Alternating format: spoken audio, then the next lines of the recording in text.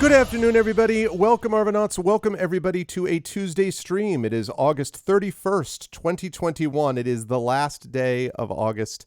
We begin September tomorrow. We're moving into the fall, we say, with a slight point of wistfulness. I basically think of next weekend, this coming weekend, as the end of summer officially for me. And then we move into the fall. But listen, there are a lot of great things about fall, too. And, fall leaves and pumpkins and lots of mulled cider and cinnamon and Halloween and Thanksgiving, and I happen to like American football, and there's a lot of cool stuff that you can see and watch and do, and of course we will continue to be doing more of this game, which is, I didn't click it. This game, which is Erebor Adventures. That's true. A full proper fall for 3 months. It's funny. I agree with everybody. I do actually love fall myself. It's probably my favorite season, although it's always a little mixed because I do love having the time off in summer where I can spend time with family and do a bunch of other things that I can't do during a semester when I'm working and teaching, obviously. But yeah, like in a lot of ways, there's so much good stuff about the weather. Plus, the autumn leaves, and I'm looking forward to spending fall in my new home and seeing what the leaves are like as they change color and all that stuff. It's going to be good times. Anyway, but the fall is on its way, but we have a little bit of summer left. And during that time, we're going to be showing you a little bit more of Adventures in Middle-earth. Day 26 of Adventures in Middle-earth today, Erebor Adventures to Dungeons Deep. I hope everyone is excited and looking forward to the session today. And let me remind everybody that if you have inspirations to use, both this and the session I'm about to describe to you schedule-wise are going to be the last chance for you to use inspirations for the month of August before they reset. So use them if you got them, basically. And thank you all for being a part of this stream today. If you haven't already done so, please follow the channel. Please check out our YouTube with !ArvTube. What's up, Sharian? And I agree with you. And hi, Triffid, and hello, Craigery. !ArvTube for the YouTube channel. Please sub to me over there. I'm trying to get that thing over 1,000 subscribers. It will make it possible for me to do stuff with that channel and give me some flexibility if need be. So please do that. That would be lovely. !ArvTube for that. !ArvCord is the Discord channel where you can hang out with the Arvanauts in between streams. That is always appreciated. !ArvTweets.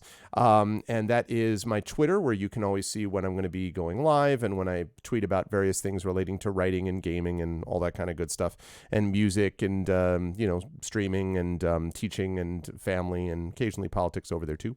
And of course, the website for all this is arvanelleron.com. And speaking of arvanelleron.com and Craigery, can I publicly take this moment to thank Craigery again?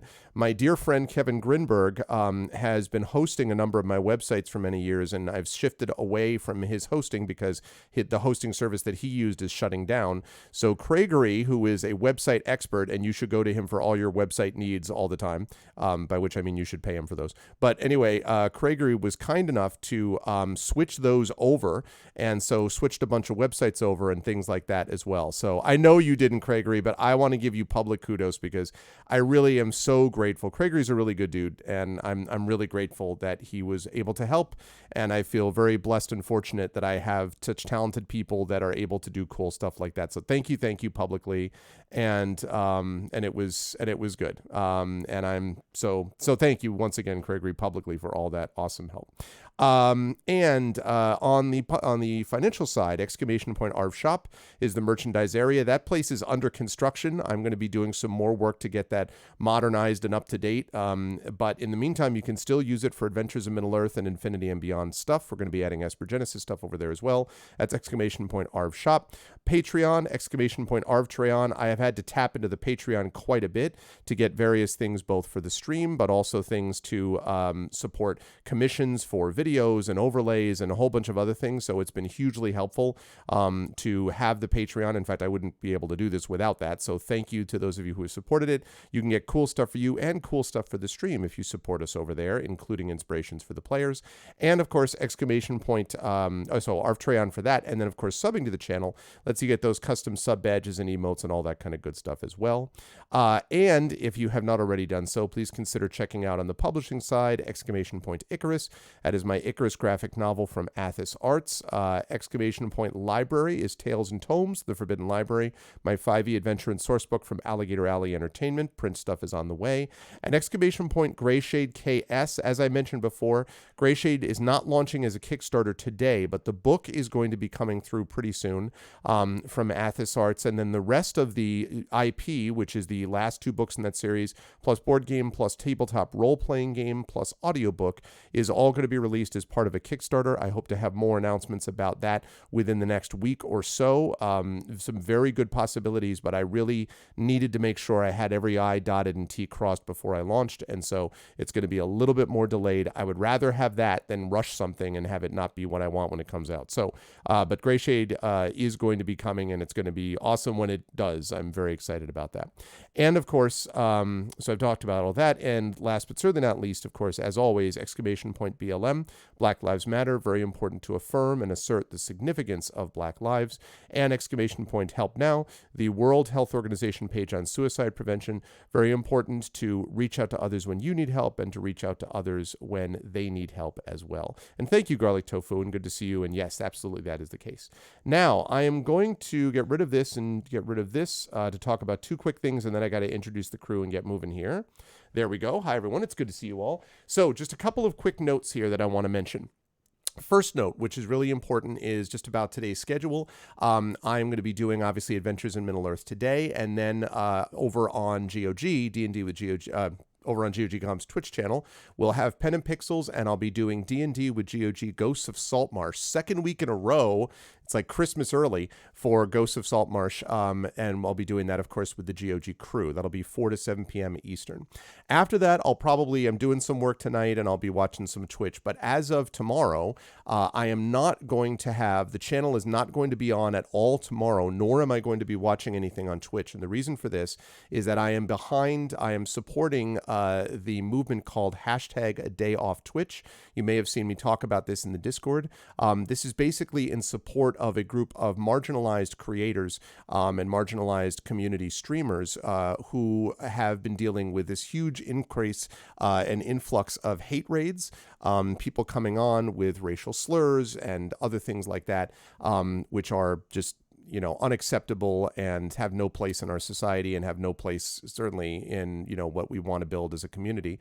And so we are standing behind them. Twitch needs to do more with this. They can do more. They have the money and the funding to do more. They just have been dragging their feet, and they shouldn't be. And so we will be taking a day off of Twitch on Wednesday, September 1st, to support that. And so what I'd like to ask all of you to do is, after you watch the stuff today and you watch whatever you watch on Twitch, I'd like to ask everybody here to be able to take a day off of Twitch tomorrow. This is only tomorrow. As of Thursday, people can start watching stuff again, and we will be back on this channel Friday and Saturday coming up.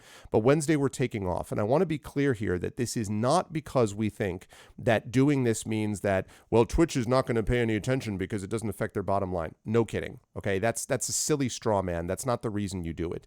You do it because it is the springboard for something where more attention is paid and people start looking at why Twitch is not bringing more of their own resources and authority to bear on this problem and give channels better tools to be able to manage this.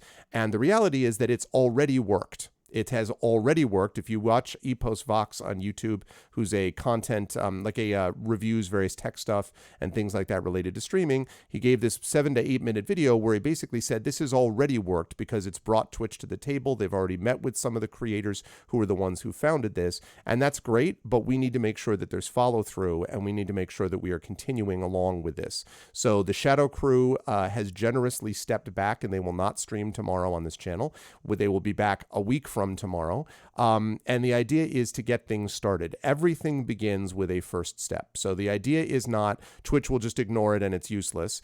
I am not a fan of performance art activism either, but that's not what this is. This is one step among a series of steps to get Twitch to be accountable, and I do think that it's going to function in that way. And this is something also which could affect us too, right? It's not just, I am a cis white guy and I am not really the typical sort of target for something like that. But we try to have a very diverse group of people on this channel, including people who GM. And I don't want those people to be affected, nor do I want even me personally to have to deal with any of this. So I've already talked with my mods about protocols we'll go through if something like this were ever to happen. But this is something which, if we want to build a better community, we need to stand up and actually make it happen. And that means supporting people like this and getting out of the way, other than just to support them when they're doing it and to get out of the way and not to muddy the waters. And that's one reason why we are going to go dark on Wednesday. So Tuesday's good. Wednesday, hang out. Exactly. Let's all go to the beach, hang out on Wednesday and then come back on Thursday refreshed. By the way, this does not count for Discord. So I encourage everybody to hang out on Discord with each other. Please chat with each other, do some watch parties with each other. Like, definitely do all of that stuff, just not on Twitch, not for Wednesday, because that's important. Because that's important, and we need to make sure that we are in solidarity with people who are our friends and colleagues and people in our larger family. So we need to make sure that we're doing that. So thank you for understanding and being a part of that. Otherwise, schedule-wise, then we'll be back, as I say, Thursday we'll be off, but then Friday we'll be back here. I'm going to be working out schedule today. I go back to school on Thursday, so it'll be my first, wish me luck, it'll be my first day back in the classroom in almost 18 months, because I was obviously teaching last fall, but I was doing it all remotely. So it has been, I stopped by the campus a couple of weeks ago, but before that it had been like 17, 18 months since I'd actually been on the campus because of everything with the pandemic. So I'm vaccinated, I'm masked up, I'm hoping for the best, and my university has had the good intelligence and sense to put in mandatory mask mandates, mandatory vaccination mandates that have to be uploaded and confirmed by their health services. I'm very proud of St. John's for doing that, and every college and university should be doing that, frankly. I think they should even defy state mandates and let it go up to the Supreme Court and see how long that lasts. But in any case, I'm proud that they're doing that. So we'll see, but it's I have somewhat mixed feelings about it because there is still some concern, obviously, about the transmissibility of it. And as you all know, Mini Arv is 5 and he can't be vaccinated yet. But I do feel like, other that, it's as safe as we can manage given those circumstances. And I am excited to be back in a classroom where I belong from a teaching perspective, right? Like, I didn't sign up to just do stuff virtually. So anyway, that's the deal with that. My apologies for the longer than normal introduction, but I did want to get a couple of those things out there. So I am going to unmute myself so the wonderful folks know that we are ready to go, and apologize for the delay and for interrupting them, as I may have done. And then we'll unmute them. And last but certainly not least, we'll head over to reveal the incredible, amazing quality of 3/4 of the fellowship. We have one person who's out, and that is Brad. Brad is not here. He's fine, but Brad has got a huge series of work deadlines and things like that. And so as a consequence, Brad is not going to be joining us today. He sends his apologies. He says he is super excited for September, and we will have him back here next month. So he is not available to us, but all the other members of this incredible crew are here. And so with no further ado, thank you for the follow. So with no further ado, I am going to welcome everybody to us, and I'm going to bring off one Mr. Dnd Sparks, who is counting something off on his fingers, which I'm sure will have a unquestioned reality situation in just a moment. I'm sure you're going to explain what is going on, Trend, with you. So tell me, how's life, and who are you playing, and what are you counting out? Well, you mentioned we have 3/4 of the fellowship, and I was like, so it's the fellowship. Oh, I thought there were 4 syllables in fellowship, but there aren't. So I've got to figure out what 75% of fellowship is, and I think it's just fellowship. Well, if I refer to it as like the fellowship, then that would solve the problem, right? That would be the case. So we are the fellow. That's right. No, the other way. You're just fellowship, and you just leave out the, and you're all good. That's right. Bolo is our definite article. Yeah, Bolo is the. The took. So, right. He used Anduin now has 4 syllables, though. What? Oh, that's true. The Anduinots. Yes. So we can be the... Wait, no. Anduinot. That's 3. Anduinot. Anduinots, I guess. Anduinot?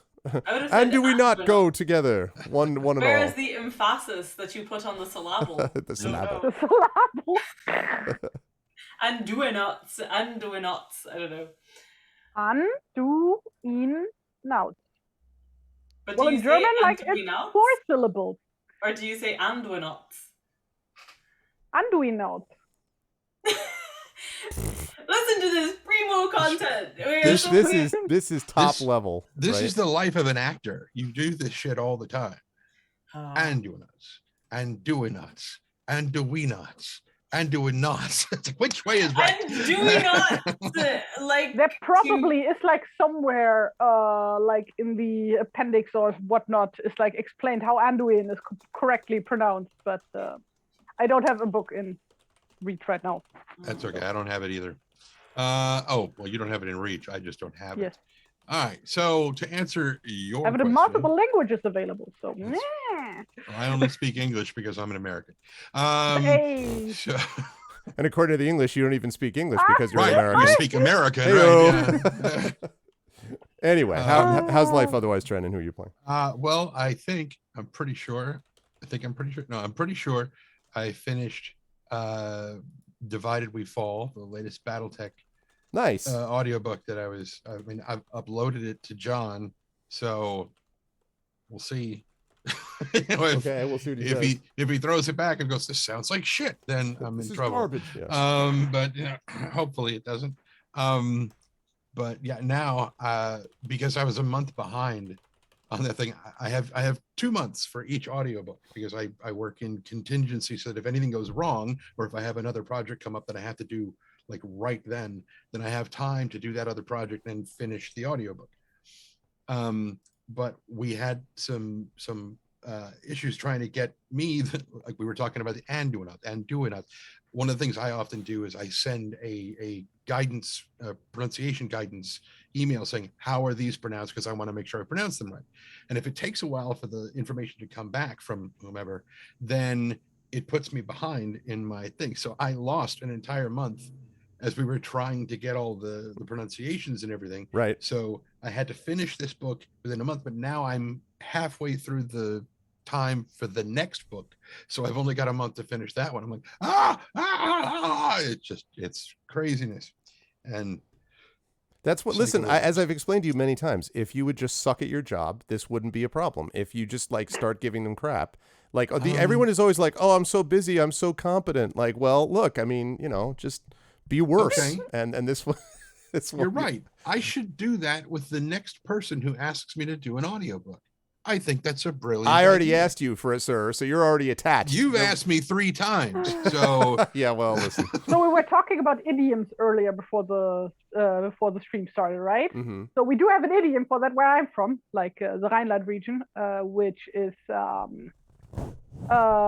basically translates to "do your best, but not as often." So it's like that like people don't expect you to always do your best. That's cool. Yes. Do your limited best. So yes. I'm as some of you might have guessed, I'm an audiobook narrator. My name is Trent Sparks. I'm a professional voice actor person, and I play a big old guy named Tawny Bear. Well, I didn't quite catch that. What was it? I said it's a dream. No, it's a dream. It's a dream. His name is Thane, Tawny Bear, the Hearthmender, dwarf friend. Yes. There. I finally got it out. Now, are we going that way? Or are we going that way? We are going to go to the first way, to your right, as people look at it on so we're going to go to Terry. That's right. Terry, it is a great pleasure to see Terry with yes. Yes, someone She's got stumbled strawberry into cinnamon buns on her head. I noticed this. Someone stumbled into the the little overlay, whatever they call the thing in Zoom. Filter. The filter. And so it has been, let me tell you, in the green room, they have been regaled and overwhelmed really with possible options. Yes. Amal and I were talking poetry, and there's Terry just like, look, look, now I've got this. Now I have like smiley faces, emoticons. It's just like, all right, it's all emojis. How are you doing, Terry? How's all life? Emojis. How's life in the universe with you and who you're playing with? See? So as you can see, everything is full of smile and happiness and stuff. Yeah. Oh, like a kid in a toy store, Sharon. You got it. Yeah. Exactly. I went to Elfia Fairy Nights last Saturday, which was really nice. It's like this, it's like here in the Netherlands, they have this like really large costume festival event thing Okay. called Elfia, which is twice a year. In spring, it's in Utrecht, and in fall, it's in Limburg. So, which means nothing to you guys. Anyway, those are provinces in the Netherlands. Okay. And they have this special one called Fairy Nights, which they occasionally do, which is like this kind of interactive theater event thing where also everybody goes to in costume. And I know Amal would fucking love it.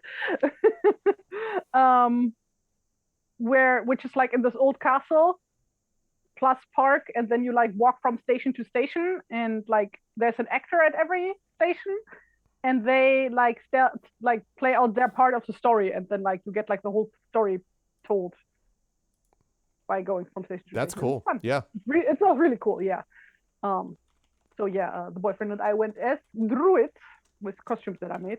Hope I can share photos of that soon. Which meant your boyfriend just went as like from his band, right? Like that's just the standard.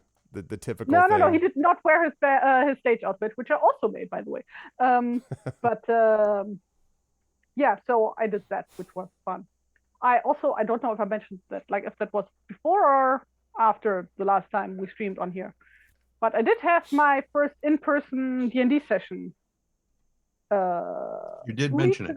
I did mention it. Yeah, I don't remember if there was a live stream in between, but yeah, that happened, which was also great. So yeah, that's what happened on my end. And I am playing Thane Inga Homefinder, daughter of Ida and council of Dnd Session, Wanderer, a stonemason, a dwarf of the Erebor, and she has a trusty pony sidekick named Lilleman.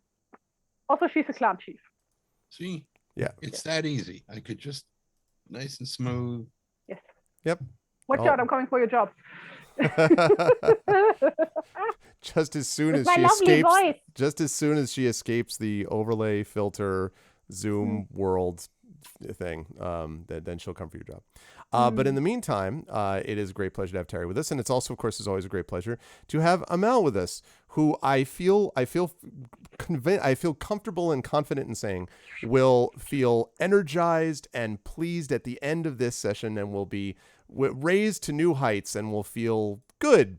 Then that's what I'm saying. I love its suspicion after the terrible things about to unfold in the next 2. No, I'm just kidding. I was literally going to say, like, it would be so nice if today's session was gentle and nice on my heart instead of harrowing and full of upset. Looks that story. No, I have spent the past 10 days house sitting for friends who have a very beautiful home and 3 elderly cats who needed looking after and stuff, but their home is beautiful and has a pool and greenery and garden, and it was a very peaceful and restorative 10 days, and I arrived back home late last night, and today the drilling has resumed, and I am not adjusting very well or gracefully to A, the subtraction of pool from my life, and B, the addition of horrible sanity destroying noise. So it would be so nice if we could just have nice things. Maybe like Tawny could just make some cakes and we could just sit around and play music and chill and maybe kill some orcs in an easy way, as opposed to, I don't know. I have this image of you on like a grassy hill with like occasionally like just eating honey cakes, playing some music, and then an orc just like like and then go back to doing it, Oh, man. Something like that. But no, it's just it is like, it's such a funny thing to be like, oh yeah, I was in this great place and it was so nice and I was very happy, but now I am back and I'm sad. So but no, anyway, it was a lovely time, and yeah, and then of course, like, term starts next week. Yeah, once more into the breach. Yep. So that's basically it. Anyway, I am playing a character called the River, who is a woodsman of Rosgobel and who is Warden, aka a fighty bard, and she plays the harp, wields 2 axes, and has a trusty sidekick named Stone, who is a hound of Mirkwood and the best good dog in the whole wide world. Absolutely, the best of good dogs. The best good dog and the best of good dogs. It is a great pleasure, as always, to have this wonderful group of players and friends with me, and it is now time for us to fire up our music and see what happened last time. Exactly, and this is what it was. No. So in our last session, okay, there's the music. I was like, where's my music? In our last session, the heroes of Dale have been presented with a rather different obstacle than perhaps they are normally used to. So the party is definitely used to dealing with orcs, it's used to dealing with conspiracies, it's used to dealing with threats. What it has not traditionally been used to dealing with is resolving disputes between races. And in this particular case, we're talking about the dispute between dwarves and men. The situation that's been established, although that may be connected to conspiracies, but we'll find out about that. What we discovered over the last few sessions is that a dwarven scholar by the name of Domi was summoned actually sent a letter to, I should say, to Bard, and as it happens also to King Dane, and basically asked both of them that he needed to meet with them to discuss something of significance. Domi then sent a letter, as in that letter that he sent to Bard, explained that he would be going to speak to Bard, but apparently never arrived. He is way overdue, and they cannot find him. And that's a problem not only because he is a dwarven scholar of some renown, but because, as the party discovered through a variety of careful investigative techniques, and also speaking to their very loyal contact, Cardis, the captain of the guard in Dale, it is rumored that Domi had information regarding some artifact relating to dwarves and men both, and that there may be a dispute about who actually should get an artifact like this. And given the previous adventures, discussions of what has happened in terms of the rift that has been created between dwarves and men, about the increasing tensions between them relating to smithing and this sense of a loss of distastefully racial purity and all this kind of nonsense. All of those kinds of things have created this increasing rift. And while the party has been able to thwart some of those events, they are still dealing with that as the backdrop. And so the party was ended up meeting with a man named Thane Jofer, who had been sent basically by Bard and had summoned them so that they can go and find the dwarven scholar of Domi. This guy, although from what the party could tell, was basically well-intentioned. There was some deep frustration that they were not allowed to see Bard himself, who, because of the illness of his queen, has become increasingly withdrawn and more dour and kind of disconnected from his rule. This particularly angered Tani, and Ingan the River and Bolo had to all calm him down a little bit because he was pretty pissed off about it. But they did manage to talk to Cardis, the captain of the guard, who confirmed that Jofer was basically a well-meaning person and that he had also heard this business about Domi, and that if the party was not able to find him, they could have profound effects on how the good people of Wilderland were going to comport themselves. War between dwarves and men was narrowly avoided 5 years ago at the beginning of the Battle of Five Armies, you may remember. The last thing that anybody wants is for that war to return, unless anyone is an enemy of the free peoples of Middle-earth, and that, of course, is something which the heroes of Dale want to make sure that we avoid. We do not want any kind of war, obviously, if it can possibly be avoided. And so the party has been sent to track down this Domi. And as we head back to the party, what I want to ask them if there was anything else they wanted to do before we launch into heading out to follow Domi's track, because the party had decided to follow the path that he was rumored to have taken, and basically see if they can find him. Does the party have anything? Do any of you have things that you want to do before you head off to do this? Win.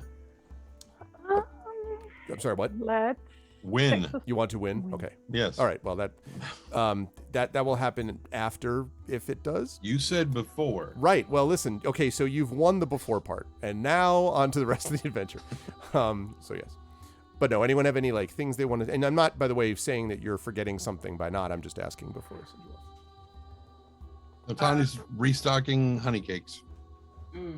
Okay. Inge would like to. Like, how many arrows do you allow us to carry at once? Well, I mean, I think since you've got Lillimon with you, normally a typical quiver is going to be, what, 30 arrows, 30 to 40? So you could probably carry another couple of bundles of those, I think, on Lillimon safely. So if you think of a quiver as having 30 and you put 60 more on Lillimon, I think that's probably fine. You know, and then you would just... So overall 90. Yes, right? I would say, of which you're carrying 30. So... yeah, okay. In that case, I would like to buy... God, I'm bad at math. Oh yeah, we have all this money now, don't we? Yeah, like, no, that doesn't help me with being bad at math, so... Oh. The risk was calculated, but man, am I bad at math. There.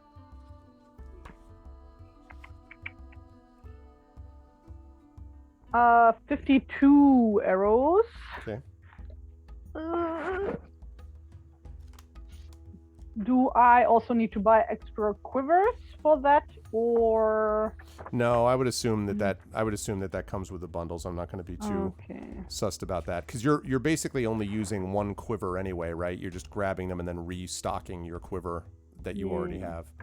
So, although I do actually now have this image of like shrunk wrapped quivers with 30 arrows each. You know, you just grab one and like rip, you know, pull tab in case of emergency. Let's see. It's terrible for the environment, you know, just individually wrapped arrows. Well, I it's am playing at work, so biodegradable I'm not- plastic, you know. Where does it say how much? Where's the ammo? You just see floating down the Anduin a bunch of these like loose shrink wrap plastic just floating down from arrows. God, the real battle between Radagast and Saruman is actually won over plastic. Yeah, exactly. That's what he's doing in. He's not breeding orcs. He's manufacturing plastic. Breeding an army of factories in Isengard. Yeah, exactly. Do you know how shrink wrap came to being? Arf, I don't see any ammunition prices in the player center. Let me take a look. 850 gold. Where do you see that? I'm just making Yeah, I was it gonna say that was just made up. That is a complete lie. Let's see. Under. Well, regular weapons on page 151. Right. Wouldn't be under weapons, it'd probably be under equipment. Yeah, not either. That let's start at B for backpack, not at A for arrow. Oh, ammunition's at the bottom right. Yep, for some yep, reason. there it is. Yeah, okay. One silver. 20 arrows are... One silver. Okay. Then let me go calculate I should that. actually find that out, whether a quiver holds 30 or 20 arrows. I don't 20. know. Typically, I mean, traditionally in D&D, it's 20. Is it 20? So then I guess what I would say is let's do it that way. Then let's keep it that way, Terry. So I would say that it would be, so you could basically 60. put 80. So no, you can put 80, which is like 4 quivers worth, but you only carry 20 at a time. Okay. Listen, Hawkeye in the Marvel movies carries like 700. Okay, like in every part of him. So. In that case, I'm just gonna buy 40 new arrows. That's way easier. Okay. Yeah, you're right, Triffin. 8. I thought straws were bad. Yes, exactly.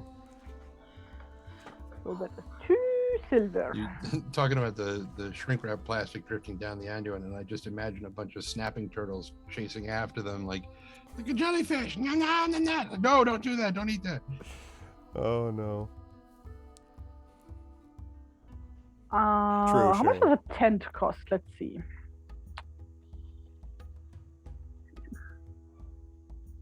Oh wow, those are not expensive. While Terry's getting the equipment together, Just gonna say. Tani's doing the honey cakes and stuff like that. Amal, do you have? The River, I should say. Do you have any anything else you need to bring, or other than what the group is collectively doing? Just looking over my sheet. This is still sort of from 2 sessions ago. I was trying to sort out whether Inga or River had taken the shadow point reduction thing that I would like to sort out before we get out onto the road. Okay. But that's just like a decision. Essentially, we were chatting about it, and right, which one you wanted to reduce, right? Yeah, but also partly it was that Tari found this cool feat for Inga that would potentially come in the future, which actually relies on having a certain amount of shadow points. Yeah, like so long as my shadow points are higher or equal, I think, than half of my wisdom points, then I get like a +1 to all of my skill checks, I think, is what it says. Which not bad. Not bad, but also just particularly feels right for Inga and the way that you've been playing her shadow and stuff. So that was like... Well, I mean, I could just always say, oh yeah, I'm gonna go on a neat little hike down, like up in the north, at the mountains, and just get some shadow points to, I'm just gonna contemplate mortality for a while and get really sad, and then I'll be a badass. You just walk over the chasm that Bolo saw just over and over again, like still depressed, more depressed, more depressed. Like this is like, or I'm just gonna have Inga browse r/depression memes, like that also works. Look, just stay at your house and listen to Morrissey, all right? I don't know who that is, but yes. Singer of the Smiths. Just a bunch of Evanescence, Terry. All right. Just... Oh. There. Yes, I'm gonna get depressed because wake you up! No, can't wake up. Just puked a little in my mouth. I bought 2 tents now, so that should cover everybody. Okay. I'm assuming Tony doesn't want to sleep in a tent, but we are. Then still 3 people. Like 1 tent is 2 people. So. Okay. Cool. Well, it makes sense if it's. Oh right, yeah. No, we'll need 2. I was like, there's gonna be someone on watch. Like I'm assuming these are like these Boy Scout tile tents, which are literally just a tarp and a rope, and then you like tie them in between 2 trees, right? Mm. Yeah, or small, what they call pup tents, basically, where you can basically fit 2 people in. It's not much bigger than the sleeping bags. No, like I'm thinking like the way medieval tents are constructed. They usually take up a shit ton of space because you didn't have. Oh, I see. Yeah. Like what are they called? The beams, like no collapsible beams. Right. So. Just like thinking, like basically, I'm thinking it's like 2 tarps and some extra rope for that. Just like to stay out of the rain. Okay. I can imagine River, like while Tawny is baking honey cakes and stuff, will ask him if he needs any stores of herbs replenished or something like that they can pick up in Dale, and that from perhaps their previous contact, that weird woman with the herbs who wait, actually I can't remember if River was there. I think that might have just been Bolo and Bolo and Brindle. Yeah, I'm not sure that any of you ever went to see her. Yeah. But Bolo would have mentioned her, right? And Bolo is like, Bolo did mention her for sure. We can just send Bolo, Yeah, it's true. Bolo is actually here with us. Yeah, Bolo seems very willing to do whatever at the moment. So anyway, I just figure if Tawny has any herbs that need replenishing and stuff, that we could do that. Otherwise, I think she'd just be sharpening axes and getting just getting some necessaries together and things. I'm trying to think what else. Just remembered that Inga did get like quite a few sessions ago, like a special what's that called? Not a harness for like the horse. What's it called? A bit? Saddle belt? Bridle? I mean... Bridle? A bridle, yeah, like a special bridle. Oh. I think. For Lillimon? Yeah. Elven pony reins is what I wrote down, but I did not write down what they do. Oh, yes. Huh. Hold on a second. It allows him to reign over elven ponies. Ah!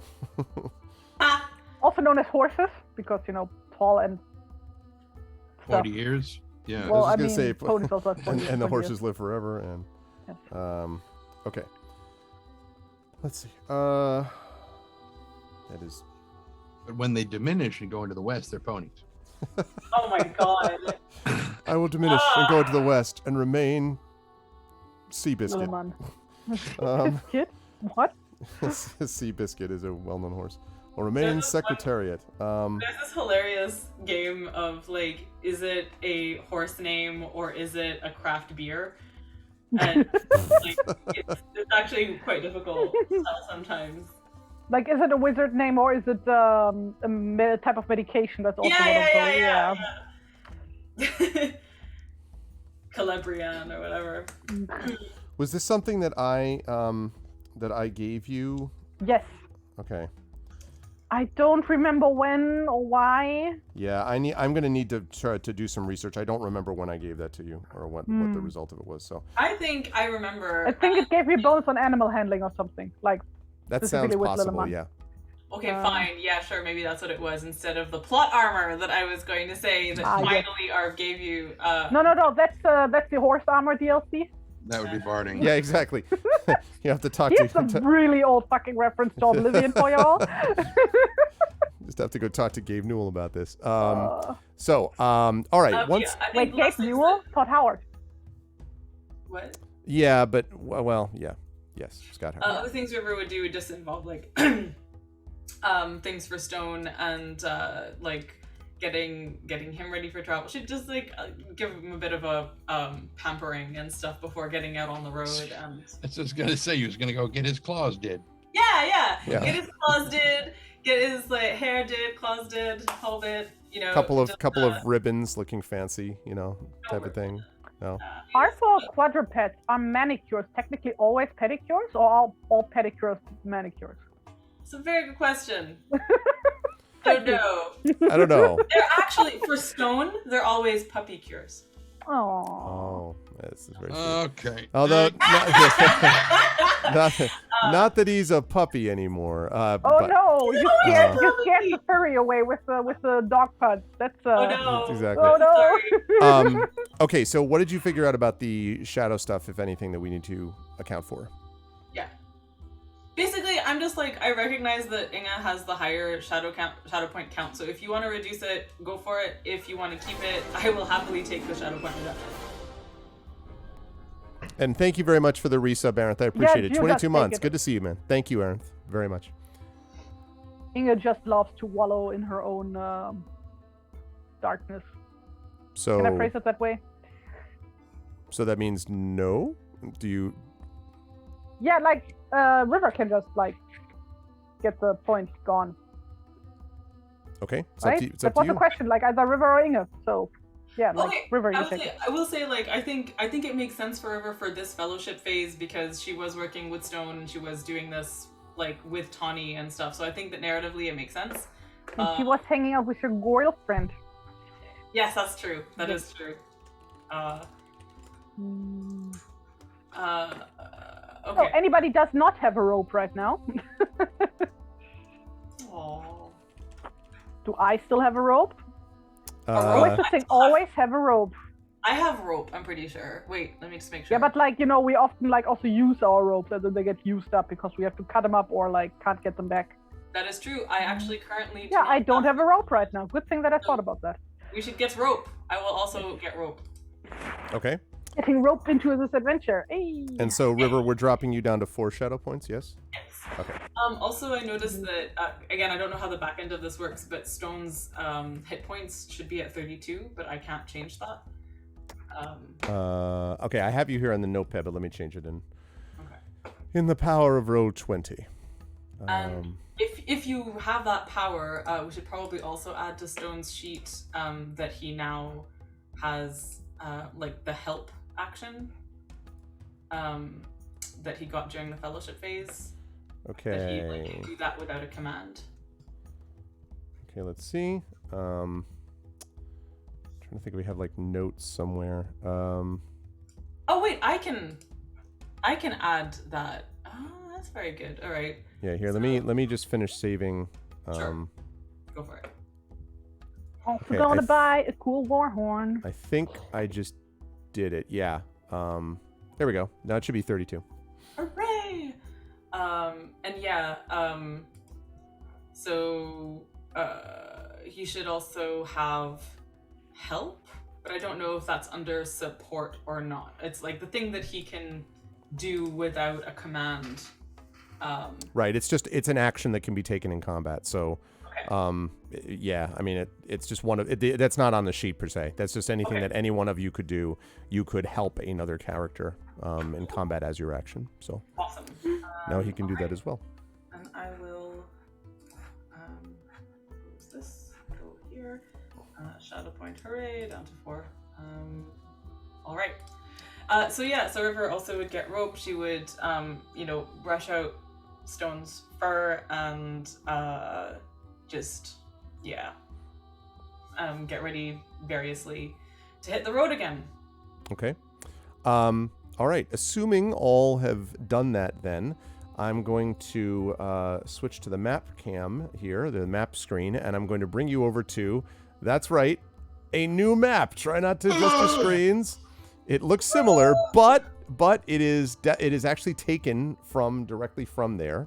So you can now see where you're going. So this is the rough direction that you're expected to go. You set out obviously from right about Dale, right here, and then would pass over into the Grey Mountain Narrows, which is up here. Now it's important to remember that as you go over the northern Dale lands, that is perilously close, obviously, to the waste. And to the desolation of the dragon. And as you go up to the Grey Mountains Narrows, once you get up to the Grey Mountain Narrows, again, not the most pleasant place. So this is going to be a journey that will have a little bit of difficulty associated with it that you'll need to keep in mind, and we are going to be using the journey rules. Been a little while since we did one of these, so for those of you in chat who have not seen this before, the way it works in Adventures in Middle-earth is that you begin, first of all, by deciding who is going to play what role. So there are 4 people, and there are going to be 4 roles you have to worry about. A guide who decides on decisions about route, rest, and supplies. The guides rely on wisdom and survival. You've got the scout who relies on stealth and investigation. They're in charge of setting up camp and opening new trails and things like that. You've got the hunter, which I think traditionally has been Tawny, who is in charge of finding food in the wild, relying on success with survival checks. And then the lookout, who is in charge of keeping watch, and they rely mostly on perception. So assuming that Tawny is going to stay with Hunter, although you're not obligated to do that, but if you are going to, then my question is, who's playing what other roles here? 1 second. Question. Time's up. A thing that I have never used in the past, infuriatingly, but has always been a feature of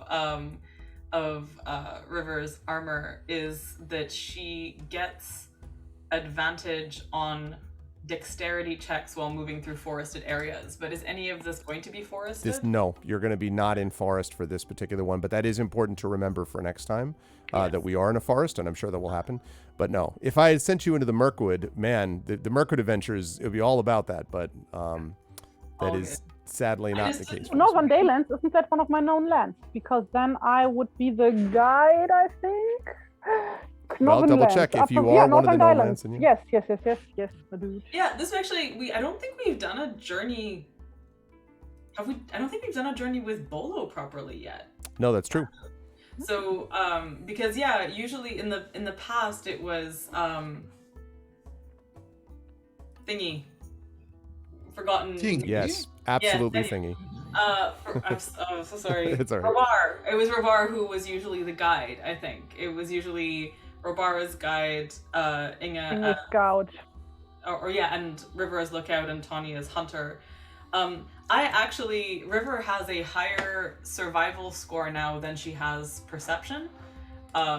So I'm gonna just throw that in there, in terms of And I don't have Bolo's stats till. I do. He has quite a high perception. So his perception right now is +6. Okay. And he obviously has a high dexterity. He's got a pretty high intelligence.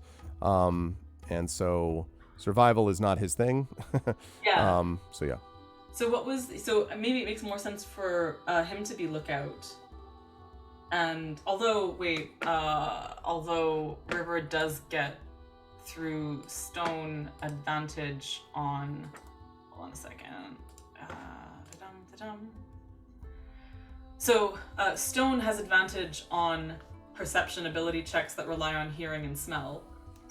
So if he were like part of a unit with them, then that might be a thing. But also, the other thing is an investigation checks. So, so there's that. And so, what was if Inga is guide because of known lands? Mm-hmm. What is the other thing that relies on survival? The other thing which relies on survival is guide and hunter, but Tani usually has been the hunter in the past. But those are the two that are most based on survival. And what is scout again? Scout is in charge of setting up camp and opening new trails. That's really stealth and investigation are the two big ones there. And clearly, Bolo is also good at stealth, obviously. And I think, let me just double check on investigation. Yeah, and also has a good investigation as well. Clearly has the best stealth of any of you, actually, in investigation, so. Right. Art? Yeah. How many rations do you allow us to carry at a time? I mean, you're gonna, this leg of the journey, if all goes well, should be about a 5-day journey. So you could certainly carry a week at a time. I mean, that would not be a problem. Plus, if your hunter does his job. Yeah, but still, Yeah, a week, certainly, I would allow you to carry. Okay, so 7. Hey, Crit Twitch. 7 rations, you said, then, right? Yes, that would, yes. So I guess my question about whether Bolo or River should be scout versus lookout kind of relies on how we want to like if investigation checks are a thing that we can do as a scout and she's doing them with stone, then she'd at least get advantage on those. It's true. What makes more sense? Oh, are we setting out on foot or like with Lilimon? But with Lilimon, but on foot. Yes, I would assume so. I mean, it's up to you. You could deal with horses. I will point out that if you bring horses with you, just be aware that will also then, if you're making stealth checks, if you're trying to avoid being seen, right. like you got to account for the horses, who will also produce scent, as of course all of you would. But so anyway, but it's up to you. Domi would not, though, in all likelihood, have been on a mount. So I guess there's something to think about in that regard if you wanted to track down his steps. Oh, that makes sense. No, we've usually been on foot, so. All right, so what do we decide? Who's going to be? We've got Hunter for Tani. What have we got for Guide, Scout, and Lookout? Inga. Inga's gonna be the guide. Okay, so then Inga's the guide. So I guess River, you have to decide what you think about whether you want to be. I'll bring it down to the stats because I can see either of them making sense. I do think that Scout probably makes more sense in terms of setting up I don't know. I'm trying to imagine Bolo setting up camp and stuff. Well, I mean, he's used to preparing meals, right? I mean, right. So. Can I ask what his investigation stat is? Yeah, it is. Oh boy, I just 5. remembered that the exchange rate is not 10 to 10, like 10 to 100 to 1,000 in this setting. No, it's 20 and 12 and 240. So it would be 5. It would be 5? Yeah. Okay, and River has 3, but would have it at advantage. So I don't know how that works out. Oh God, I don't know what the statistically works out. I wouldn't overthink this too much. You're going to need both of those regardless. Exactly. So. But he does have higher perception. Mhm.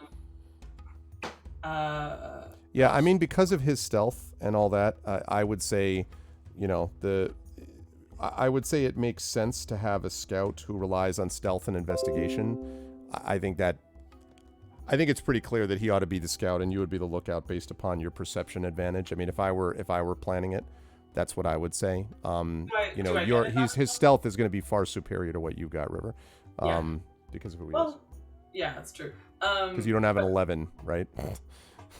No, that's true. That's amazing. Wow, well done, Bolo.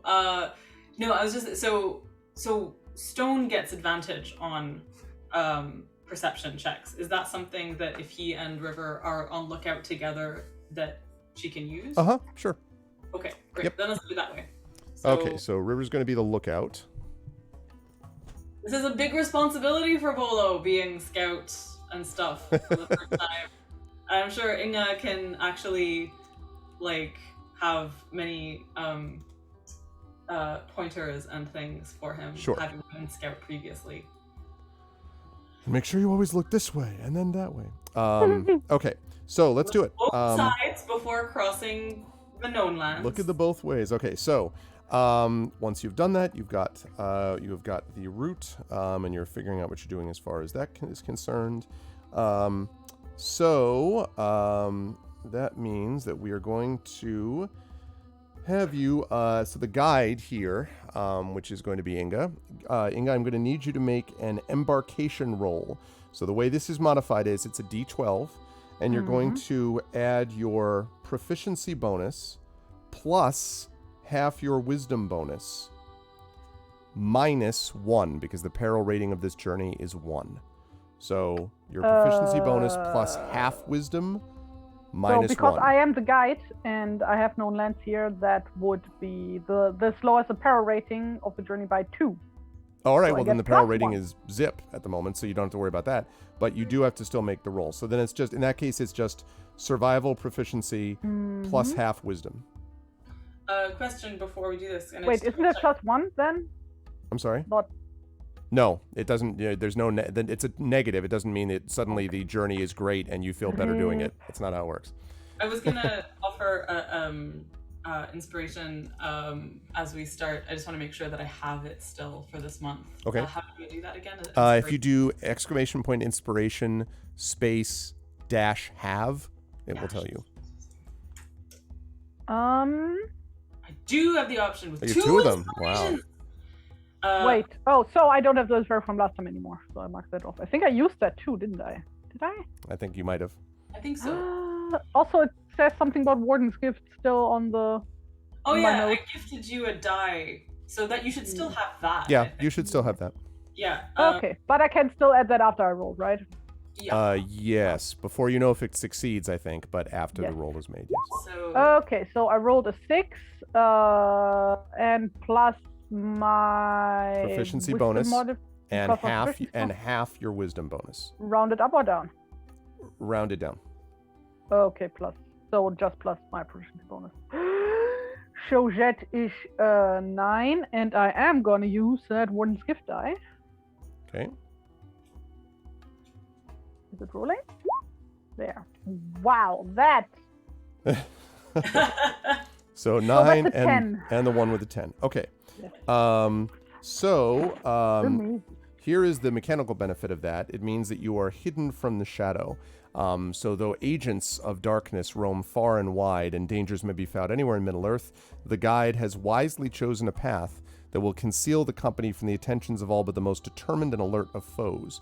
In addition, the company seems more aware of their own surroundings and will likely spy out both trouble and opportunities upon their path. As a result, we modify all results on the journey event table, which I'll be managing, by +1, and the first roll, excuse me, during each encounter may be made with advantage.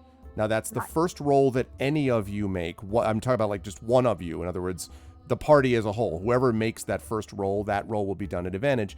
And the first roll is whether we're talking attack or whether we're talking, do a perception roll or whatever the case may be. That first one is done at advantage. So, pretty good. That's a very good. Yes. Can you remind me again who took which role? Yes, Inga so is the guide, Bolo is a scout, Tani is the hunter, Inga, you're the guide, and the river is the lookout. Okay. All right, so so this is the set. So you find, first of all, you have to find the Gray Road that starts in the Northern Dalelands and then head towards the East Gap of the Narrows. Now, the journey, at least at the beginning, covers 100 miles across green hills and pleasant dales, dotted with many farms and villages. So this part of it is not too big a deal. Later on, we'll deal with that other sort of situation that happens. So as you are in the process of going through your journey, I am going to ask everybody to... Okay, let's see. So we're going to have that. Right. Like, let me know if you need me to remind you of anything that non-lands does, because it's a lot. Yeah. Okay. So, let's see.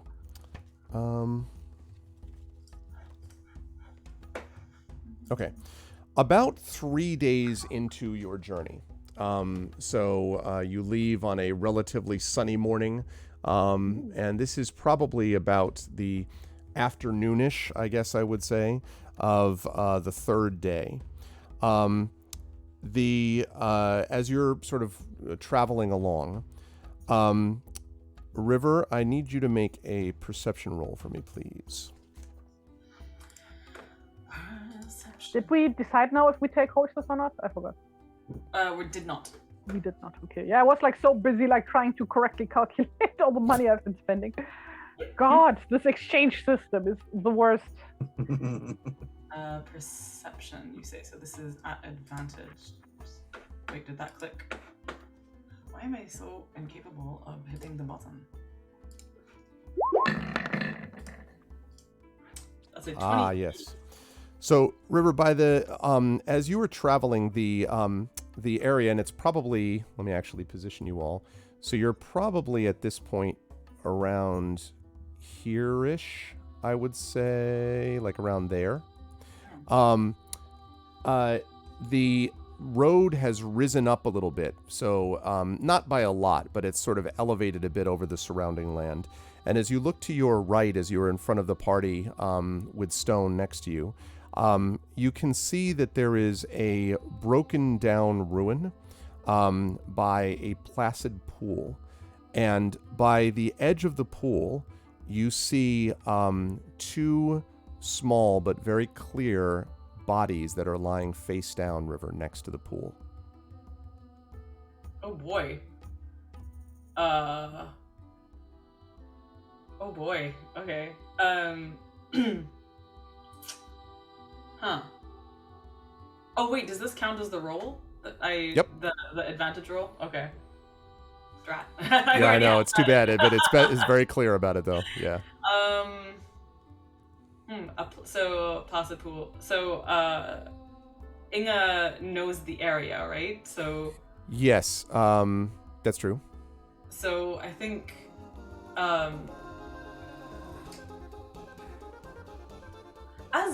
okay, actually, quick question. As lookout, does River not usually bring up the rear? Usually like guide and scout are in front, and like are they basically close enough to each other that River could just say, "Hey, Inga," essentially? I'm sorry. Say that one. I beg your pardon. Say that again. I'm just trying to get a sense of like, are they accordioned out, or are they close enough to each other to just like could River just walk up to Inga and say, "Hey"? It would be a terrible idea to travel out of earshot of each other. Yes. Yeah, you definitely could do that. So River will like come up to Inga and say, "There's a pool over there, and it looks like there are two bodies face down next to it.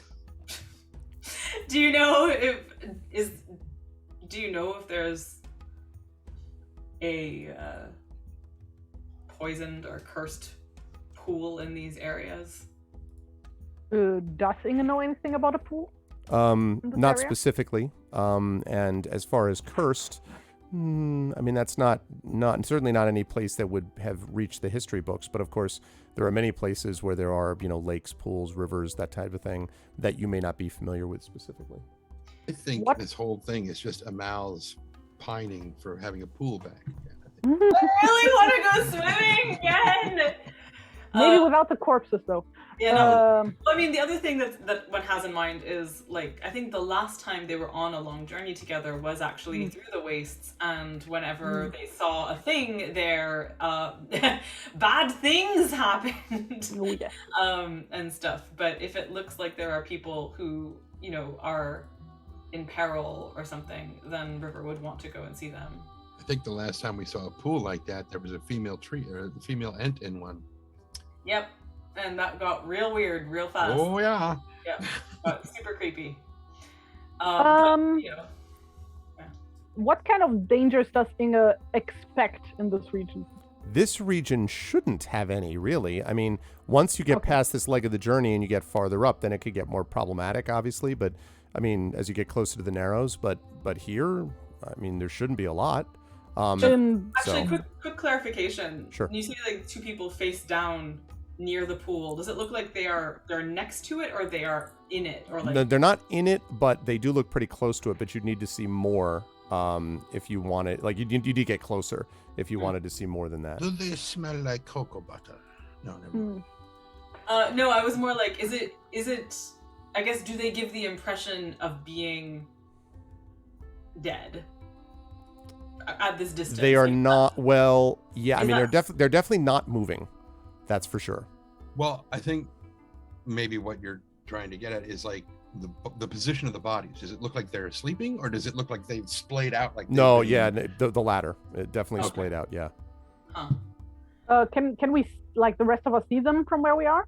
River will point them out. Once you look them out, yes.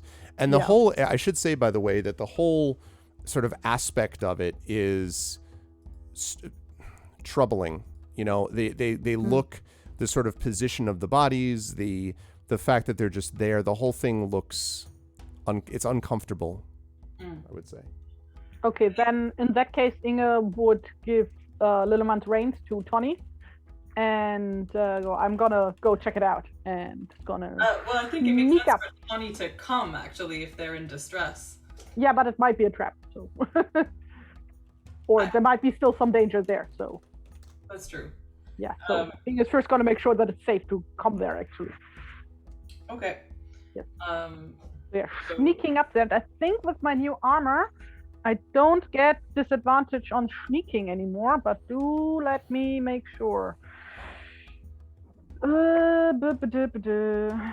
by the way, is the official German term for it. What is? Sneaking. Sneaking, yes. No, it isn't. Schleichen would be the German word for it.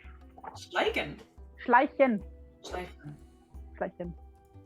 I was about to say, you should be able to pronounce it properly, right? Yeah, lots of khas in Arabic. Yes, exactly. Where does it show? Ah, yes, virtues. Dnd Dwarf. Where is my cool armor? Is it not with the virtues? I was looking at Ardenel talking about alcohol poisoning. It's like, yeah, just random pools. A spirit pool full of Vodka. spirits, and yeah. Ultra heirlooms. There it is. That was the thing I was looking for. Dwarf Road, Halberg. When wearing Dwarf, you gain +1. Blah blah blah. You are immune to bonus and do not suffer disadvantage on skills rolls. Yes, I do not get disadvantage anymore. Hooray! Hooray! Okay, so you're gonna make your way. So you're stealthing your way down there, right? Yeah. Yes. Okay. And I also get. Oh no, that's personal event tests. So that does not count as a personal event test, right? Wait, I still get stealth advantage. Cool. Because of no lands. Separate thing. Yeah, because of Don't Let. Okay. Like a billion things to keep in mind. It's a bit much in my opinion. They could have simplified this a bit. Is anybody else? Is anyone else following and doing the same? Oh yeah, I needed that advantage. Yeah, 14. So you're stealthing your way down. Is anyone else following, also stealthing? Or are you waiting for Inga to come down and come back? Like is Bolo River will go down. I'm sorry. River will head down as well. Okay. So River, you're also stealthing, I assume. Yeah. Okay. Go ahead and do that. Or is Stone coming with you? Because Stone is going to have to stealth as well. I don't think you get advantage from Stone on those checks. So. Yeah. Stone covering you with his body and like. Let's attempt some stealth. So this is for River. Great rolls today. But yeah, super good roll. Super goodest rolls. And let's just see for Stone. That's a straight dex roll for him, right? Okay. So, what is going on? so like Inga like quietly makes her way down. You're like, okay, everyone, and Stone's like, like as you're all bumping into each other on the way down. It is not a very. Play this as River is a little concerned and anxious because of previous encounters and stuff, and not doing great at stealthing, and just wants to get to these bodies. And I think as the two of you head down to see this with Tawny and Bolo watching from up above on the path, again, not very high. It's not really a valley, but just as you go down this gentle slope towards it, River, both the River and Inga, I think, feel this sort of palpable sense of dread. As you get closer, you can see that it is indeed a human, it's a man of some kind, and a dwarf, almost certainly, that are face down by this pool. And as you get closer, you can see that the dwarf's right arm is extended and sort of splayed out towards the pool as if reaching for it. The man is just lying there with hands out to his sides. And they are face down. Face down. Face down. Yep. How is the vegetation and like more like the rephrase that, like how many like possible hidings would be here, like vegetation? There is some like of that. Yeah, there is some scrub brush and stuff like that around here. But as you sort of come up close to the bodies, there's no obvious you don't see any arrow wounds or anything like that. River will check for a pulse right away. Okay. As you and Inga would like keep her eye on the surroundings while she does that. Okay. As you do that, so to do that, River, you're going to, I assume, like flip them over onto their, because they're lying face down. Do you want to just reach for the wrist or something, or are you going to flip them and then test the pulse? What would she do? I think she would flip them. Yeah. I think for first aid, you first ask, "Hey, are you alive?" Yeah, if you say that, they do not. They certainly is no response. Okay. Do I have permission to touch your body? When you flip both bodies over, River, you are horrified because what you see are two deadly pale and drawn faces and bodies. In fact, they look practically like skin and bones, and you can see that the hand that was reaching out, their mouths are both open as if they were crawling towards this pool in an attempt to drink. They are both dead, and what is even more disturbing is there seemed to be no obvious reason as to why, except the one that you can sort of see on the surface, which is that these people starved / died from lack of water and food. I need both you and Inga to make corruption checks for me. This is a wisdom. Here we go. This is a wisdom saving throw. Why do we never send Tawny to do this instead? Because Tawny is a big burly guy with large feet who's going to make a lot of noise, I think. Also more difficult to hide for him, I am assuming. Bolo and Tawny are going to get their own wisdom saving throws in a bit, but this is you're the ones who see it first. I do get advantage on this one. Oh, you do? Very good. You have advantage on making wisdom saving throws against corruption caused by blighted lands you know. Does that apply here? Yep, okay. That's okay, that's on. Did you say blighted lands though? Yes. This is not. This is not a blighted land. It's a known land, but it's not a blighted land. Okay. Then just a straight roll. Wisdom check, yeah? Yes. Does anyone want Wisdom to saving throw. Wisdom save. Does anyone want Oh to boy. inspire the river in a roll? In this Any game? inspirations forthcoming from chat one way or the other? I'll talk about that in a minute, Inga. Inga is getting more depressed. Forgot to check her sertraline this morning. Effect Life. What's up, Effect Yes, I Life? did. Has inspired, sadly, Inger. No, we have no Inger. No, Inger. I'm just kidding. It's fine. Somewhere in the distance, Inger's like, I feel fine. No, thank you, Effect Life. Also, welcome. So, okay, Inga, But that was too late. here's the thing, though. Yeah, you probably want to inspire, if you want to inspire Effect Life, it's got to be the river, because Inga rolled too quickly. No, yeah, Echo, you used yours on Saltmarsh. They needed it, too. So if you want to inspire Effect Life, you'd have to do it with a mouse character, the river, because Inga has already rolled. Well, I'm just gonna give my inspiration to River. That we can do that, right? Sure. I think we've done that before. That we can just pass inspiration around, right? Yes. Thank you. I believe to remember that. So yes. Oh, you got one left that you're saving for Saltmarsh? I can understand. Okay, Dragon Spear has inspired the river. Thank you. So we both thank have you. inspiration now. Yes. So you both have inspiration. Yeah, you could exactly. You can save the inspiration. So if you don't mind this Effect Life, Inga can use this for later. There may be another opportunity to use this today. Okay, Dragon Spear has inspired the river. So River, you can roll at advantage, and then Stone has got to make this roll too. No, Stone! Oh my god! I give my inspiration to Stone. Okay. You can't. It does not work that way. Oh, rip. Does not work that way. I assist him in. You insist. resisting You can do it. corruption. Yeah, you can't insist on. You can't So assist sorry, on this. I Sadly. once again am stuck looking for where the there they are. Okay, so wisdom saving throw at advantage. Here we go. Allah. Natural. Wow. See. Okay. So Thank you're you, just I'm like here! that. Thank That was you. huge too. Otherwise, yes, absolutely, that would have been a big problem. Okay. So you. necessary. So you feel this kind of wave of grief pass over you and sort of horror and revulsion, but you also have seen these things before, River. The as terrifying as it is in a way. And again, what I want to emphasize is what's terrifying is it's the fact that it's happening in a land that seemed relatively peaceful and that it seems like nothing in particular did this to them. I mean, you haven't done a medicine check. If you call Tani down, maybe Tani can try to do an autopsy or the equivalent of it, but it's nothing obvious. And as Inga's been looking around, there's nothing from the bushes or anything that stirs to attack you. They just died, and it looks almost as if they had essentially given up in the process of their death. So, Inga, the reason that you're affected is because you know this dwarf. This is one of the dwarves that had come to you originally when you started establishing your clan. For fuck's sake. And this was someone who had reached out to you and said, can I be a part of it? You said sure, and was well known as being relatively cheerful.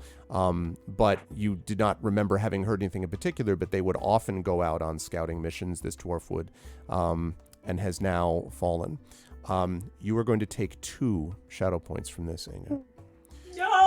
Oh, this is awful. This is so awful. And do we recognize the man? No, look the man is awful? completely unfamiliar. Is there any distinguishing?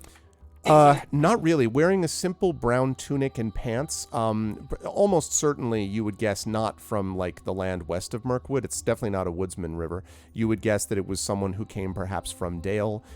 Could well have been like even a farmer who wandered too far afield. Because this is pretty far now. I mean, you had Pleasant Farms, but you were starting to enter the area where there weren't a lot of those around. But still, and also it's juxtaposed with the sort of calmness of the pool. It all seems peaceful, but so I need Stone to make this roll for me, please. What's the name of the dwarf? The name of the dwarf was Ranner Stonemason, and Ranner Stonemason was also young. It's a young dwarf. So, hey, Levson. Hey, can I inspire Stone? No, I thought about that, but it's a little bit unfair. No. I just I just don't want him to be sad. And Maybe roll in his- high. Yeah, exactly. Just roll high. I don't know. It feels greedy asking for anyone in the chat to inspire a good dog. But here we go. Let's just. Well, let's Well, because it's dragons easy. We are can just inspired. guilt right? trip the Yeah. viewers into inspiring him because, like, the wooden dog get hurt in this if they don't inspire. So Echo's thinking about it now. See, and what's going to happen is Echo might inspire, and then the Saltmarsh people in a few hours are going to be like, "Please help!" And Echo's going to be like, "Damn it! I saved the dog for the dog." It's the last day of the month, and so like I don't know. It's all okay. All the channel point inspirations are used. Yeah, those we had a lot of difficult situations for the campaigns this month. Oh, Echo has said, "Screw it." That sounds to me like an inspiration is forthcoming. Okay. It's Thank to you, save the Echo. dog. Yep, there it is. Inspired stone. Thank you, Echo. Thank you so much, Echo. I really, really hope this works. Here we go. Here's roll high. Must save the dog. Well, That's an 11. yeah. That sadly is not going to do it. So Stone you can see, and perhaps River, perhaps it's partly because you're sort of petting Stone and taking comfort from his presence, and you see his head droops, as he's looking. He kind of sniffs a little bit at the man and the dwarf, and then kind of like, looks at you with Is his this big jerky? brown and eyes. then he realizes it's not actually jerky. And Right, and then he's like, "Shadow." No. Okay. Now the question is, who is? I'm going to tell you that regardless of bringing down the others, they are going to have to make rolls too. The question is the order in which they make them. If you call Bolo down, then he's going to be the first one. But the minute this information is relayed, they're going to have to make this wisdom saving throw. So the issue is how, do you want Tawny to come down next and check, or just keep them both up there and be like, "Dead people, I see dead things." How do you want to, Inga and River, manage it? I think calling Tawny makes sense because if we want to try and understand how they died, or what happened, then Tawny is the obvious choice. But has Inga given any indication that she knows the dwarf? Well, when she like this, like the dwarf was like face down, right? Yes. So like as soon as she like when she first saw them, I had not identified Ranner yet. Right. Spiky red hair, He by was the like way, and basically just very a short red beard. Sorry, I forgot to mention that's how you know Ranner. yeah. Yeah. Like she was basically like just being like her very like relatively serious like, "Oh, I need to keep an eye out for danger" mode. But like as soon as she like saw like when she saw River like turning his body over, and she like saw his face out from the corner of her eye, like she like immediately turned like pale as snow basically, and would have like walked up to his body and like fell on her knees next to him. And she then took his hand and would send a few words in Kuzdur, which I'm assuming River does not understand. She does recognize the name Aule, though. So, Yes.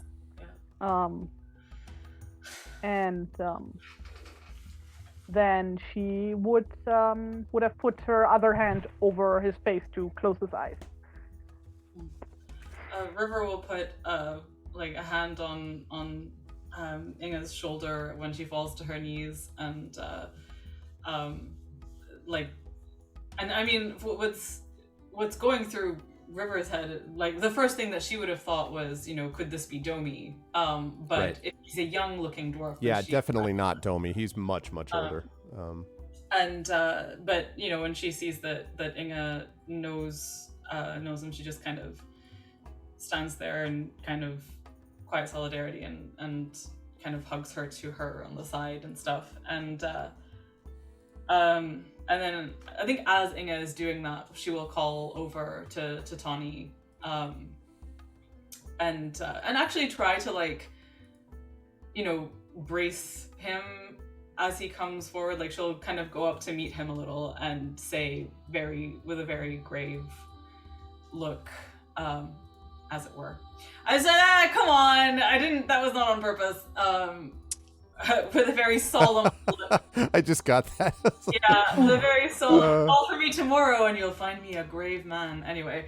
I've also put on screen, sorry Mal, just a quick note to everybody, I just put what the ruin looks like a little bit and the kind of pool down below. You can't really make it out there, but you can see how the path is elevated a little bit, so it's kind of mist covered and sort of, and the mist seems to gather a little bit even as you call Tawny down to you, but that may just be your current outlook, so to speak. So, sorry, on you go.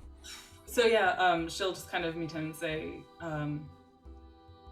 I don't think there's anything to be done for either of them, but Inga knew one of them, and the manner of their death seems very strange.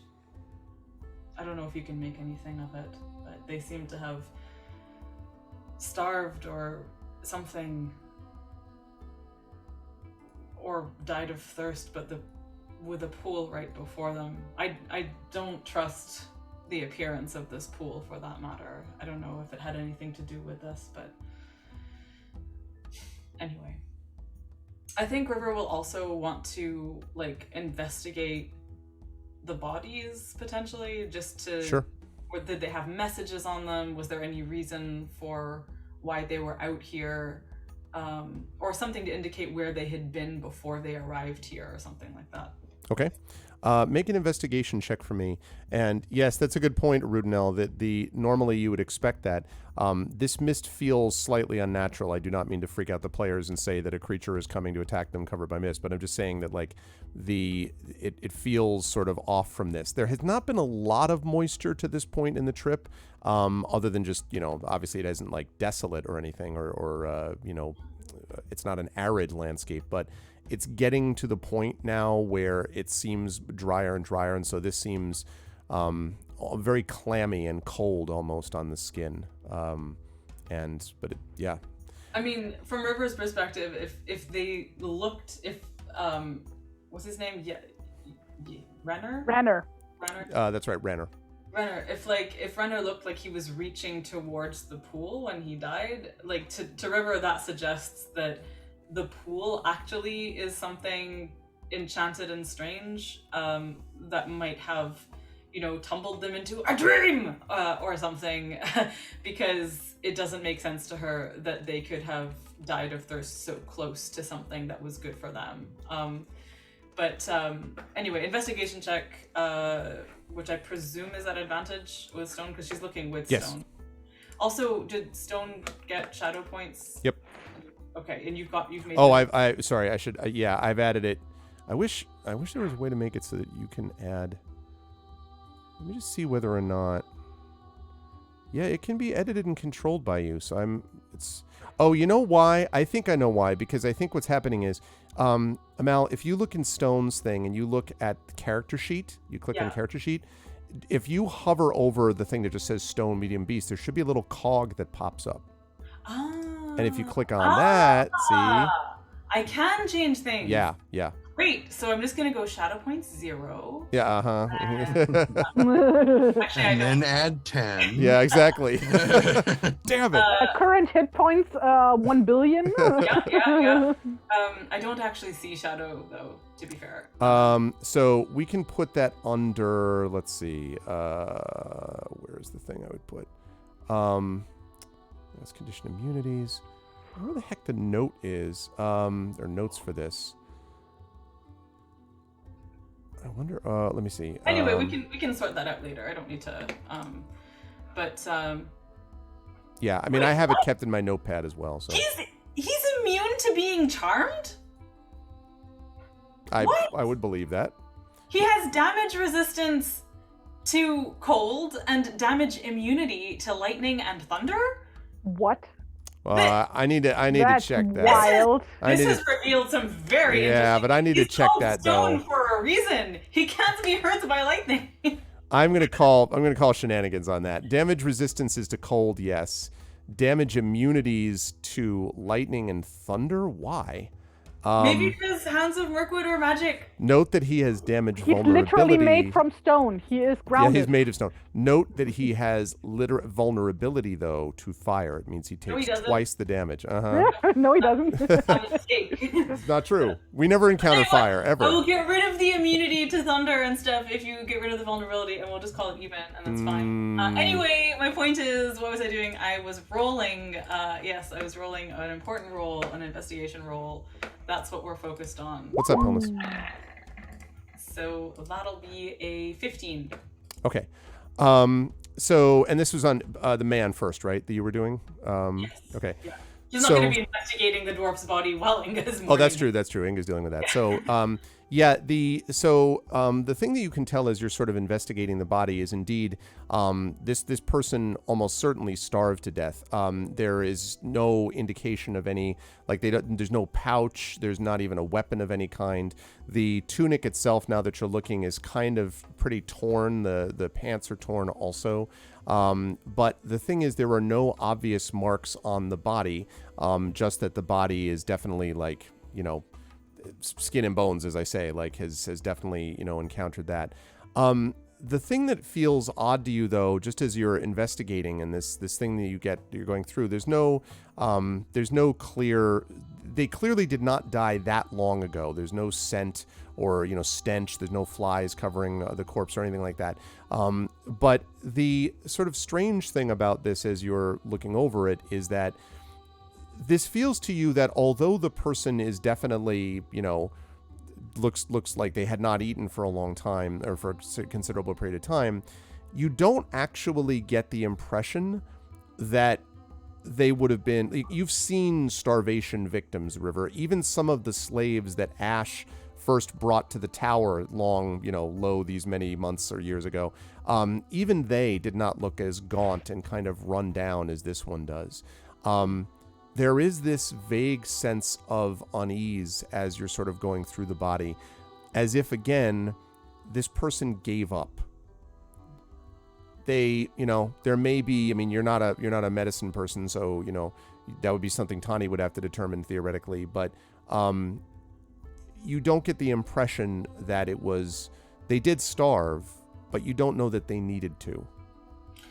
Is there, so a thing that she's trying to figure out as well is sort of how long had they been in this area? Like, are there tracks of theirs that maybe were made that you can tell, like, how recently? Yeah, you can see behind the feet of the man and the dwarf, there are a couple of tracks that sort of almost look more like dragging, as if they were dragging their feet, and then you can see a little depression in the ground where no doubt they fell to their knees.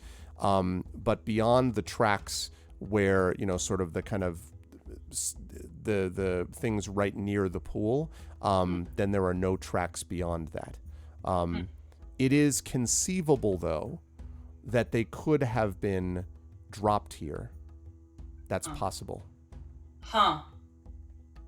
Does Inga know anything about a very specific scouting thing that Rana would have been sent on? No, nothing in particular that you know of.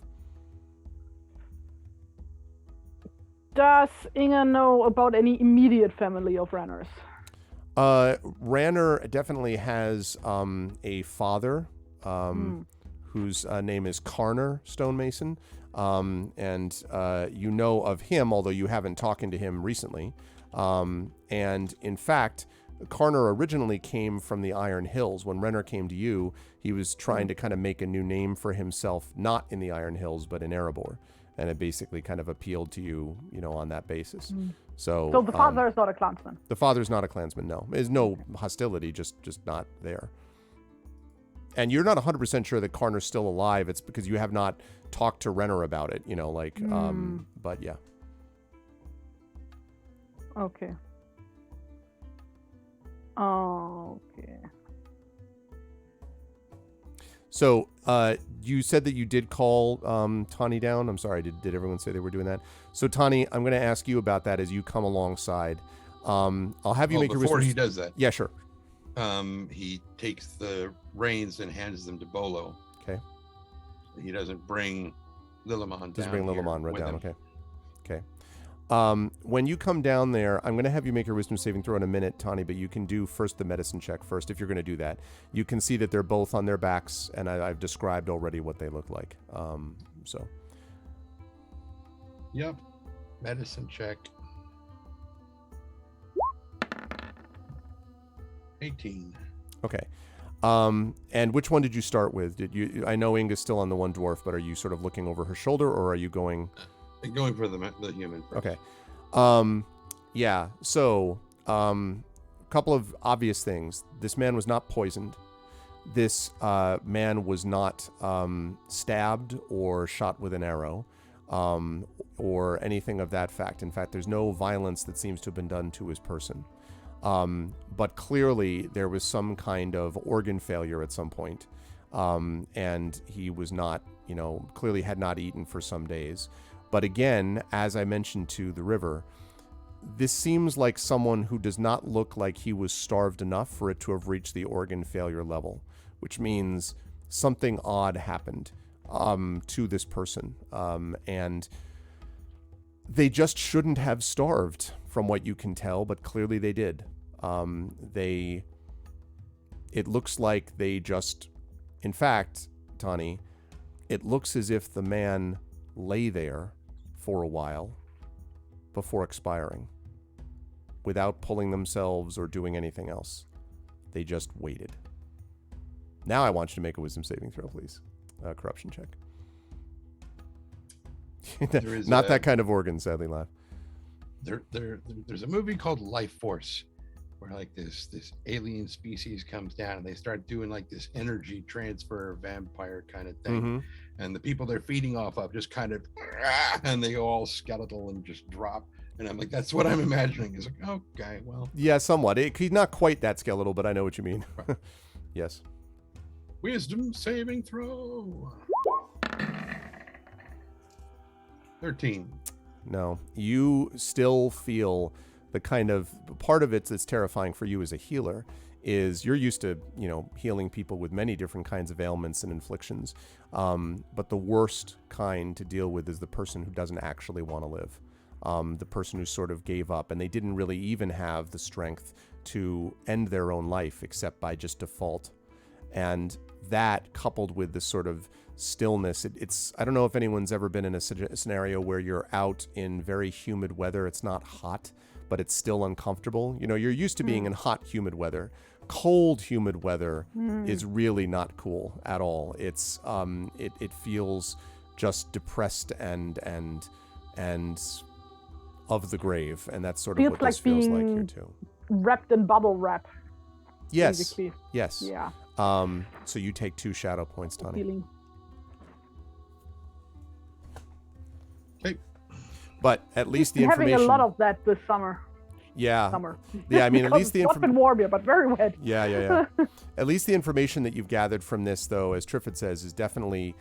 I mean, it's dead of despair. Obviously pushed to it somehow, but yeah. Okay, now you can make your check as well when Inga allows you to on the dwarf. You won't have to roll again for another corruption check. Yeah, Inga just sits next to him, so Tony can get to him from the other side. River will say, we should bury them. Yeah, we should. Medicine check on the door. Okay. Natural 20. Ooh. Jesus! Natural 31? Wow. So you see all the past situation of the life of this person. Oh my god! You can see his nervous system through his, yeah. You can see through time! It's like the scene X-ray vision. It's like the scene in Doctor Strange when he goes to the hospital after he's been stabbed and like Yeah. his astral body pops in and he pushes his fingers into his own chest and it kind of illuminates the wound. I'm like, oh, I see. Yep. Okay, bear with me. I have DM a is channel thing buffering. to do Yep, with gotcha. Yeah. part of several. Give me 1 second here. So Tony, bear with you. Erdenel, you can see his freaking DNA. You know what killed his great-great-grandfather. Okay. So. We back? All right, good. Yeah, sorry, I just had to address an issue. A little bit more aggressive, and now just okay. So, yeah, as you sort of look through, yeah, there are a number of things obviously that you're able to determine. First of all, like the man, this dwarf also does not have any outward signs of violence. Also died of some kind of starvation/dehydration. Your sense of this, Tani, is that the dwarf also had almost given up. The reaching out to the pool as you kind of recreate this in your mind almost is kind of a symbol of the dwarven resilience that you know, which is that it's very hard for dwarves to give into despair. They can give into, greed. They can give into, sort of provincial distrust of people around them. There's many things that, dwarves have issues that they deal with. Love of an elf. Yeah, I mean, like all kinds of, oh God. Yes, love triangles that were incredibly stupid. Anyway, so, but Legolas and Gimli is the ship, okay? That's not the same. That's not right. Yeah, Anyway. I totally thought you were talking about Legolas and Gimli, but okay. No, I'm referring to other dwarf and I'm referring to an elf, unfortunate couple. film No, version of a no, love there triangle. is Such no. thing. No. Oh, yeah, no so such bad. I mean, what character from the books could possibly have been in that situation? Well said. What character from the books? Anyway, so there is that sort of dwarven resilience. It's very hard for them to give into despair, and yet you think that's probably what happened. You also suspect that the dwarf died later than the man did. Not a lot later, but if you had to guess, the dwarf probably lived for a couple more hours. This dwarf and man, though, have not been here for long. If you had to guess, maybe 24 hours since they hit the ground here and since they passed away. And as I mentioned, definitely not poisoned. Is there a sense, so River is gonna look around the area and investigate the area around them a bit.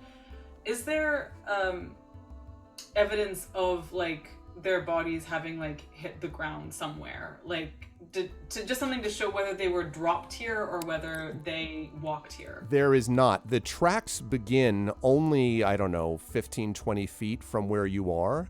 And as I said, there's a few sort of tracks of them clearly, and then what looks like an impression in the earth as if they then fell to their knees. In fact, looks like the man fell to his knees first, and then there was a couple of the dwarven tracks next to him for a few more feet before those two, stop, and you just get this impression in the earth, and then of course their bodies lying there. So if they were dropped here, they certainly were dropped only about 10 to 15 feet away. There are no tracks leading to or from them, though. Those tracks that you can see. Interesting. The eagles, definitely. River shares this information with the rest of the party. And Tawny shares all of his. So, you are saying they just laid there? That's not normal. Mm-hmm. And allowed themselves to die. I knew Renner. He was not so. Do you know, was Renner, was he on an errand? Was he traveling? None that I would know of. So I have not been back home in, I'm assuming a few weeks, right? Yep. Arf? I would assume. I haven't been back home in a few weeks, so if he was sent on a specific errand, I'm assuming my parents would have sent him. Do we still have the mechanical thrush? Yes. I'm wondering, so River will say, does he have any family that should be told? Well, he did mention a dad at some point who lives back at the Iron Hills, but I don't know if he's still around. How long ago did you see him last? By that I mean Renner. Few weeks, probably. Inga. Yeah, last time I was home, I guess. So there is no way he could have starved this much in that time by normal means. He seemed fine last time she saw him, right? Yes. Oh yeah. No, is he normal? This seems like shadow work. Seems fell. Yeah, like while they were talking, like Inga would have started to move the bodies to like where we can bury them. Okay. I mean, Yeah, like doing like a what do you call those? Like stone Cairns. cairn, yeah. That's the thing. I was gonna say, like, is this more of a place where we'd have to pile stones on top of them, or is it a place where they can be No, buried? Stone's coming Next with to us.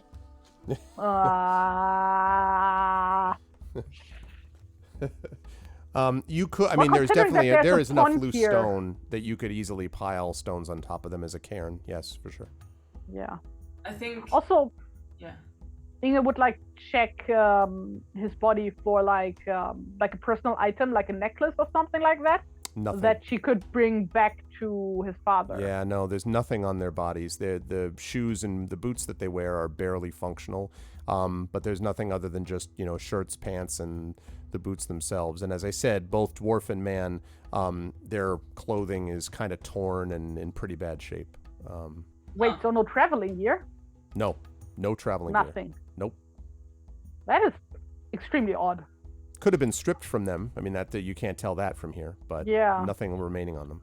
And so the way that their stuff is torn, right? Yep. Does that? Okay, here's a weird question, right? But I feel like this is actually something we have the experience to determine, and like, especially if stone reacted a certain way. Do they smell like they have been in captivity? Like, do they smell like a dungeon, or do they smell like something that might remind River of their inner dreamness of bad? Well, they do not. No, they don't smell. They don't smell great, but I mean, they don't smell like they are that they spend time in a dungeon or anything of that sort. No. Maybe a little bit of sweat, although dried sweat, but it's hard to tell. I mean, that pretty much at this point that would mostly be faded. No, there's not any obvious scent that you can detect from them. And the way that their clothes are torn, that just does it look like just normal on the road wear and tear, or does it? Maybe a little more than that. This could also be from rough handling. It doesn't look like it was done in an attack. But Right. It does look like it's quite possible that they could have been, kind of thrown around a little bit. And in fact, Tani, I should have mentioned this before with that roll that you made. There is a little bit of bruising here and there around the arms and shoulders, as if they were kind of like, as if he was lifted up, this way by that way. Again, nothing that did any like internal damage or anything like that. But there is a little bit of bruising, which is somewhat faint, but it's there, at least on the dwarf. Are there marks of like manacles or anything like No. that? No. When Inga like puts the bodies where we're gonna build the cairns, she puts a gold coin under like On each of their tongues. Oh. Yeah. Okay. Like, I don't know if that's a thing they do in this setting, but that's something that I'm just deciding right now is a thing. So. Okay. And River will she'll just like sing a woodsman's song for the dead, and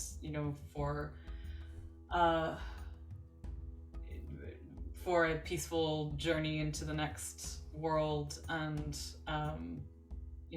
just kind of like a keening and solemn song for the departed. Okay.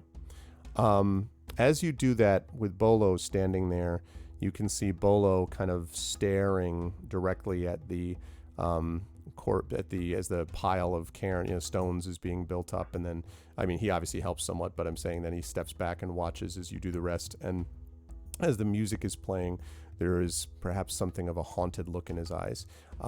Trent, I guess I don't know if you've been Jaegering Bolo or not, or if I gave you control of him. I wanted you to make a check for a wisdom saving throw for him too. If not, I can. I mean, I can just give you. I don't have access to him. All right, let's see.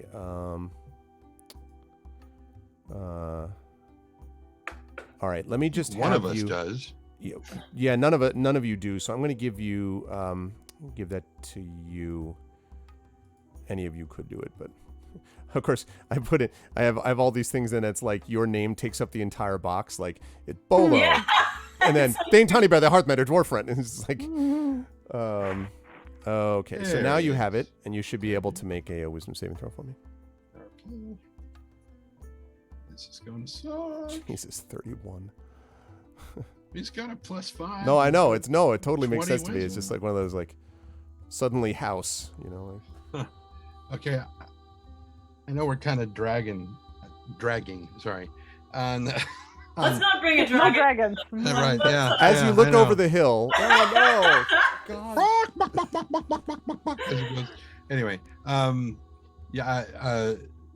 not to slow down the progress even further, but given that he has no bonuses to his wisdom save, I think that I would be remiss not to ask chat for if anybody wants to inspire Bolo. I'm going to inspire. Amal Both. can inspire him on this one. I think Okay, we should go. good. I feel Yes. really terrible that this is happening when Greg is not here. I mean, Greg? Brad. Wow. So do I feel terrible. Sorry. Imagine playing without a DM. I'm not here. That's why. No, it's fine. All right, so this will be made at avantage because of the thing. Yep.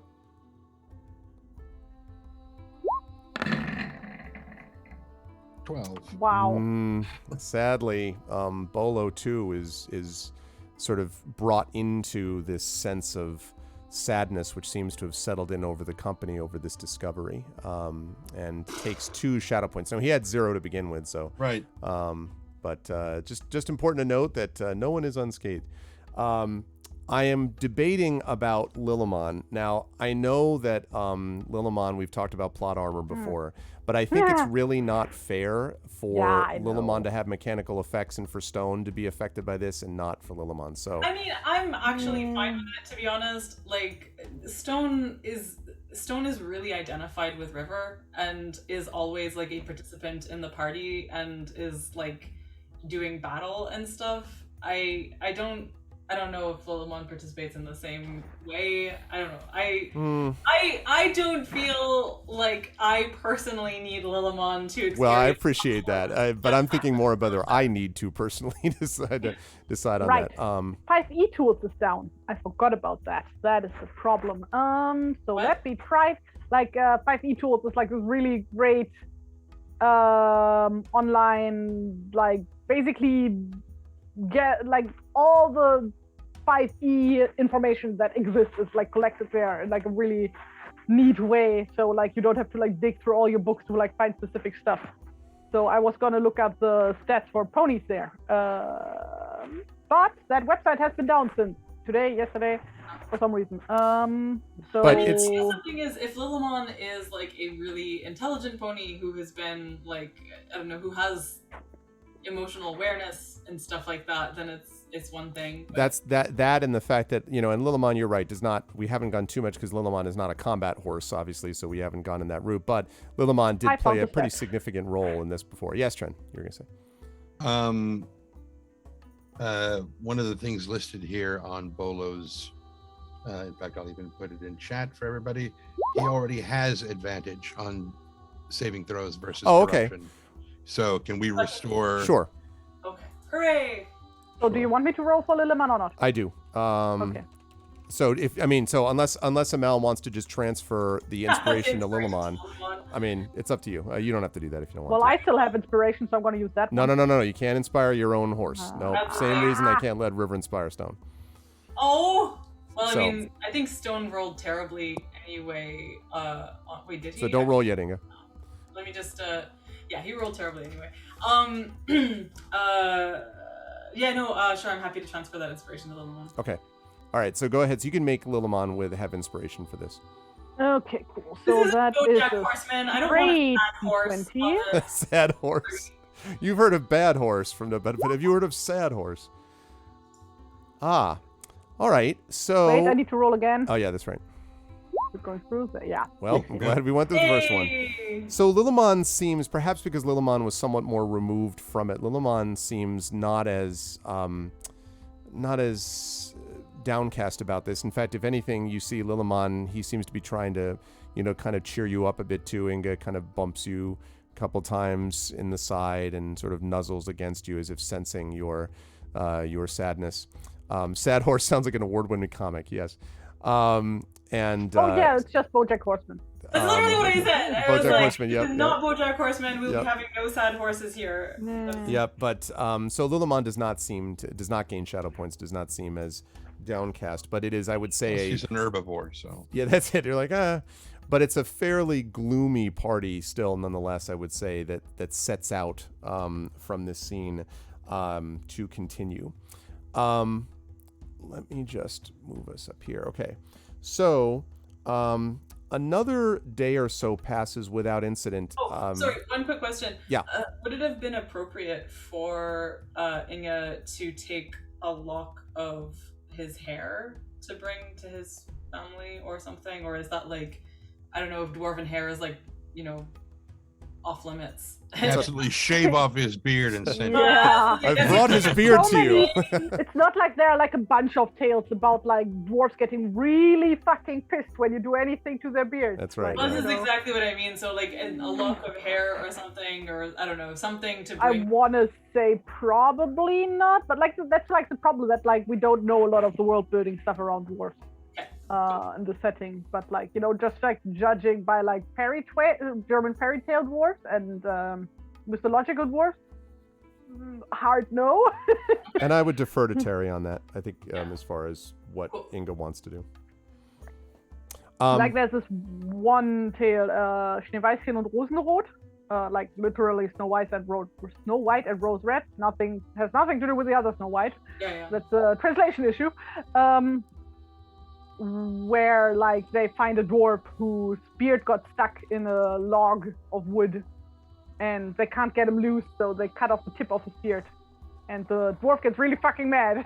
He's like, rather would have stayed stuck here instead of you guys cutting off my beard, and the dwarf is just being a real pain.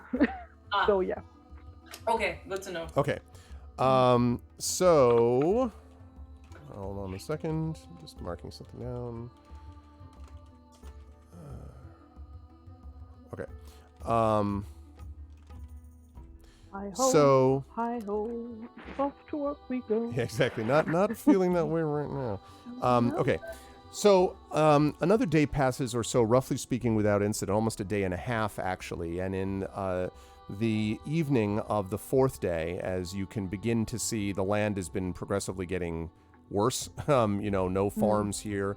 The hills are gone. It's a lot of sort of, now kind of still not desolation, but it definitely feels more sparse in terms of even vegetation. You do see off to the far west, you can see, of course, the woodland realm of the Elven King, one portion of Mirkwood. So you can see that off there. And of course, you were heading towards the Grey Narrows, which are not, the happiest places in the world either.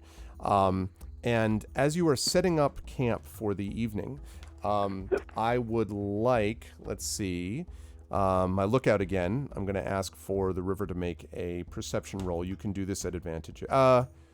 Stone helps you with all perception checks, or just smell and hearing. Okay, so then this is not at advantage. Then this is a visual. So just make a perception check for me, please, River.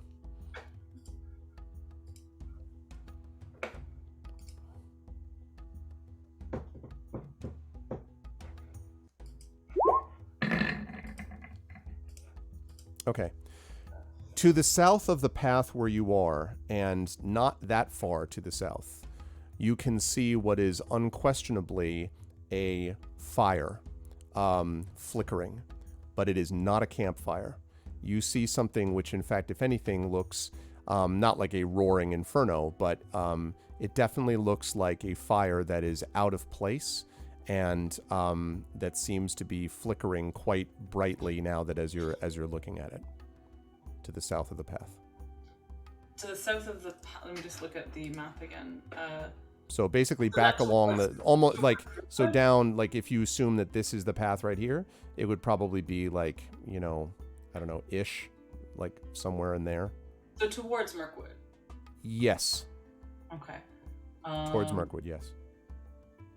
And I mean, I presume River would know about what like elf fires and things like that look like. Yeah, right? definitely not one of those. Definitely not one of those. Man. So even though River did not take shadow points, obviously her heart is really heavy with what they have just seen off the path and stuff, and she will look towards the rest of the party, troubled, and point out the fire down to the south, and say, "It doesn't look like a campfire." And I've seen what the Wood Elves' merriment looks like, and it doesn't look like that either. Volo and I should go check it out. Actually, can I say, can I smell fire? No, not So yet. there's okay. Not yet. I mean, there may be. It's dark, so you don't know if there's smoke. I mean, presumably there is fire would lead to smoke. You don't smell anything yet, no. But it's a still night, though. There's not a lot of Yeah, breeze, it's not- so. okay. Wait, that's can Bolo see in the dark? If I remember Probably not, correctly, right? Not very well. Can I see that? I should be able to, right? I should have dark Dwarves, vision. yeah. Yes. And it Yes, is he does. He does have night vision. so and Yes, same. right, okay, and it is evening at this point. It Yes. is, Okay, then yeah, I guess Bolo and I will go sneakily go check it out. Okay, let me have Tani make a stealth check. Sorry, Tran, make a stealth check for Bolo, please. And let me have Inga make a stealth check for you. Yes. Are we still in the same region? You are still, yeah, so you still have Northern Dale lands, I guess known lands. Yes, so we benefits. get advantage. And actually, remember, Bolo is also going to get advantage here because it's that first roll of the encounter for them. So, Well, he gets it anyway. okay, so regardless. only we could bank these. I know. like, Until what we- exactly? 26. Oh, sorry, go on. All right, so you move Wait. very quietly. What's up? What exactly counts as a personal event test? So, well, I guess I'm trying to think of I guess the personal event test would be something like when you were making a corruption check for the shadow, which I think you got advantage on anyway, Inga. No, I get if any part of a journey passes through a land, the DC of your personal event tests are lowered by 2. Is what it Oh, I see. Okay, I was going to say not advantage because that was going to be, No. you would have missed it anyway. Yeah. But that's good to know. Rippin' the Goon, what's up, man? It's been a minute. Good to see you, man. How you doing? Okay, so you move silently towards this area, and when you get probably a good, 5 minutes away from where you were, Inga and Bolo, you hear suddenly in the distance springing up,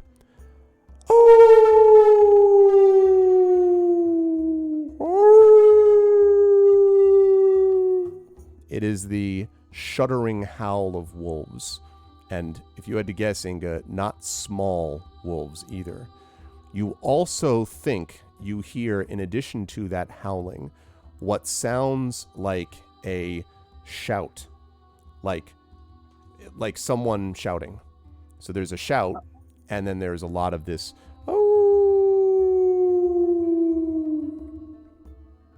Do they sound like wolves or like orc wolves? I'm sorry, say that again? They look Do like they what sound now? like wolves or like orc wolves?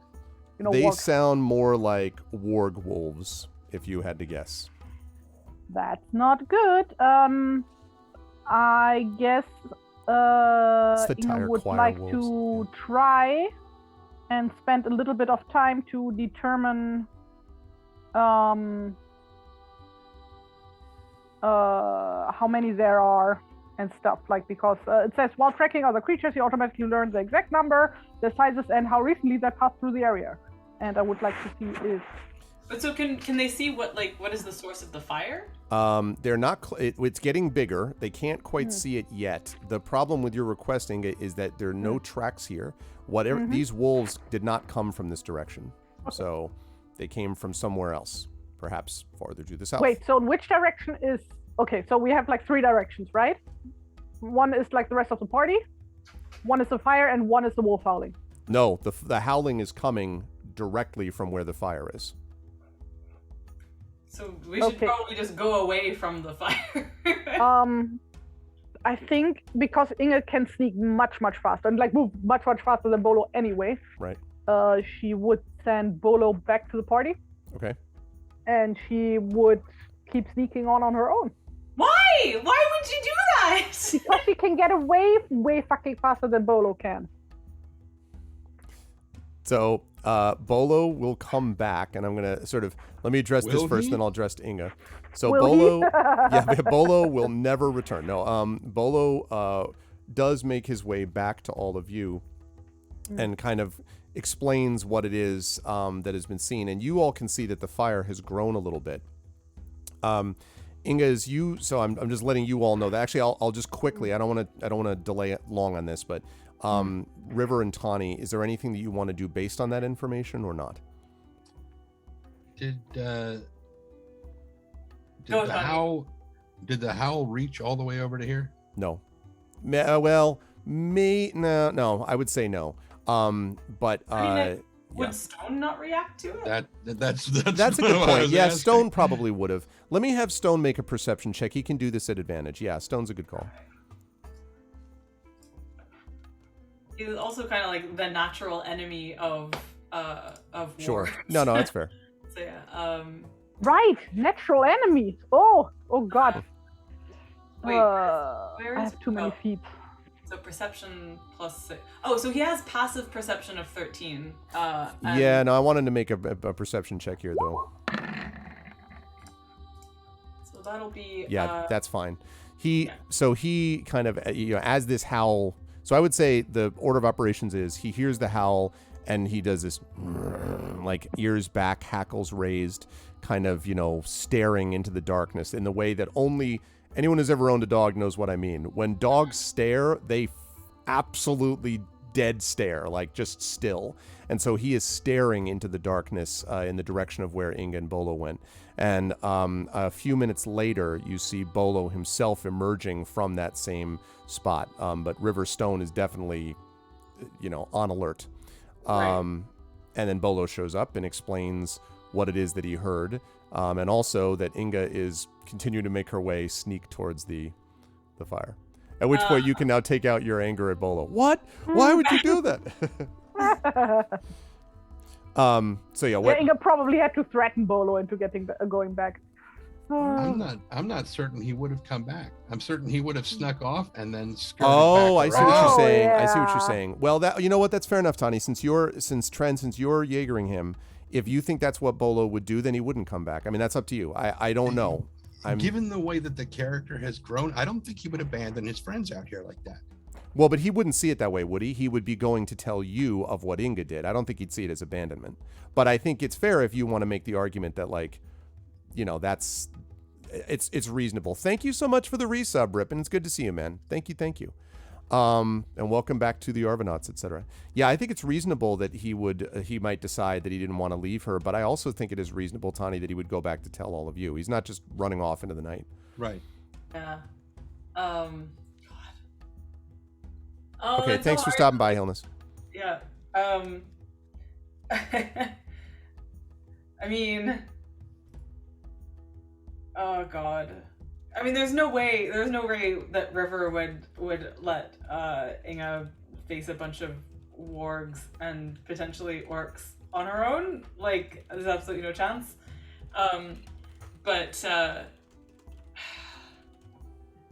Well, Inga has like some pent-up aggression right now that she needs to work on. And I feel like River would probably like suss that out about Inga. Mm-hmm. Inga might not be making smart choices right now. I think, okay, you know what, is there I mean, is Inga within earshot? I guess is another question. Not If the unless you hou- yell. And even if you yelled, it probably would be heard by her and anybody else. Yeah. So I'm pretty sure at this point, Bola would be like, "Come on, let's go." yeah. Yeah, exactly. Let's go. Okay, River is just gonna like groan and just be like, we're supposed to be on a mission, and okay, I think that she will try to like also sneak towards. Uh-oh. Yeah, I know, right? Thanks, Inga. Thanks. Okay. But just like, okay, let me just, I'm trying to visualize this properly. So like, Inga is not within earshot, inexplicably is continuing to go towards the fire. Bolo is probably like, come on, we also should do this thing that makes no sense.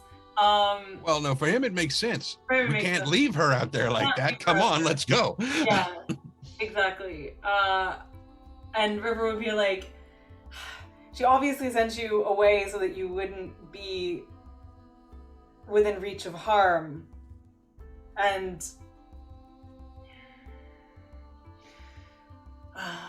I can tell you what Tawny would say about this situation. yes, she would look to Tawny in a kind of like helpless. His view would be this: there is no point debating what should be. We need to focus on what is. Indeed. All right, let's go. Just like, 'Kay. although like leaving Lillimon presumably. No, Tawny is following behind, but he's moving slower, letting you guys move Okay. on ahead of him. Okay. But he's got Lillimon with him, Okay. Cool. but he's not going in with the rest of the troops. And Yeah. I'm not going to have you do stealth for that trend for Tawny because I'm assuming you and Lillimon are not going to be like that. Stealth would not be the option. But I got that you're slower and behind them. Yeah. River, I assume you are Keep going. the tasty pony away from the wargs. Yeah. You are, however, going to stealth River, but I'm not going to ask for that check yet because I want to talk about what Inga sees. So Inga, when you get a little bit closer, you see now the fire definitely has sprung up in several places, and you can see where it's coming from. Actually, it's not a forest fire or some kind of full-out thing like that. You can see that part of the area below. So you're going along, and there's basically a lone barren tree that is just sort of by itself. And at the bottom of it, you can see there are several places as if of dry branches that have been set ablaze. Around the tree, circling, are many wolves. They are circling the tree, and they look up and every so, and they sort of like reach up and bite. And in the tree, you see a young man. He is holding a flaming branch, and he's kind of waving desperately at them as these wolves reach up and snap at him. And every so often he's like, back, get away from me, get away from me. And he looks sweat-covered, exhausted. As I say, young, maybe in his early 20s, has dark hair. He is clean-shaven, and he looks to be a mess. You think there might be blood on his arm, but it's a little hard to tell. And you can also see that there are some things kind of spread around. A couple of the wolves are kind of nosing at what looks like the remains of a campfire, which Inga looks like it might have been hurriedly put out. If you had to guess, maybe this guy had a campfire, then the wolves showed up, he tried to stamp it out, and then, then this is what he did. The tree, if that tree catches fire, it's going to go up like kindling, though, you would guess, because it's pretty dead and looks pretty, maybe not totally dead, but it definitely does not look like it's a healthy tree. There are many of these wolves, though. If you had to guess, 12 probably circling around. But like they are wargs, right? They Not definitely are regular wargs, yes. Now, they're not enormous like warg leaders, but they definitely are wargs. And also, this guy who's kind of holding onto one branch as he is holding onto one of the branches with one arm while with the other one he's swinging with this flaming branch. As you look at him, he kind of slips a bit and then manages to hold on. He's not going to stay up there long. Nice one, Triffid. One young man in a lone fir tree while a pack of wolves howls at him in glee. Yeah, exactly. Trippet has had a bunch of good ones today. In chat. Nice. Yeah. Considering that these are known lands for Inga, does she know to happen some kind of area? Like, I'm thinking like the scene with Arwen and the ringwraith at the river. Right. Like some kind of area in running distance that would give her some kind of technical advantage. Like, I'm thinking like a chasm that could be like a bottleneck situation. Yeah, or... not in running distance of here. The thing that's probably going to give you the most cover is Mirkwood if you got there, but obviously you that's not that's a good hour or so to the west. I promise you those wolves are faster. I was not only that, I was also going to say, Inga, because of the known lands thing, these wolves are definitely not native to the Dale lands. They are, however, you would guess, native to the woods. You think that they probably came out of Mirkwood. And they're farther afield than normal. This is not they wouldn't range this way normally. Or they could be found among the mountains, but definitely not here in the Dale lands. This is farther than they would be in this region normally.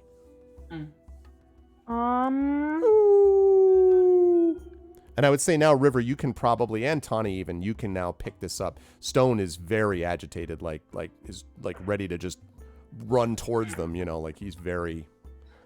Well, so we can see them. Can River see that there is someone in the tree? No, River, I'm going to have you do a stealth check in a minute, and then I'll talk about that. This is still what Inga saw while you were dealing with everything else. And Coven, yes, it was... oh my God! It was not Arwen. It was the Elven Lord, Glorfindel. Glorfindel is the one who was. Oh yeah, the book. Yeah, the movie is Arwen. And also, he lent Frodo his horse, and Frodo is over there by himself in the book, wielding, telling them to go back to Mordor, not Arwen. Anyway, cool movie scene, but let's just be clear. Anyway. Fair. So, considering that Inga just buried one of her own, she kind of has like the need to not let any more people just straight up die. Yep. So she's gonna do a stupid. And I await the stupid.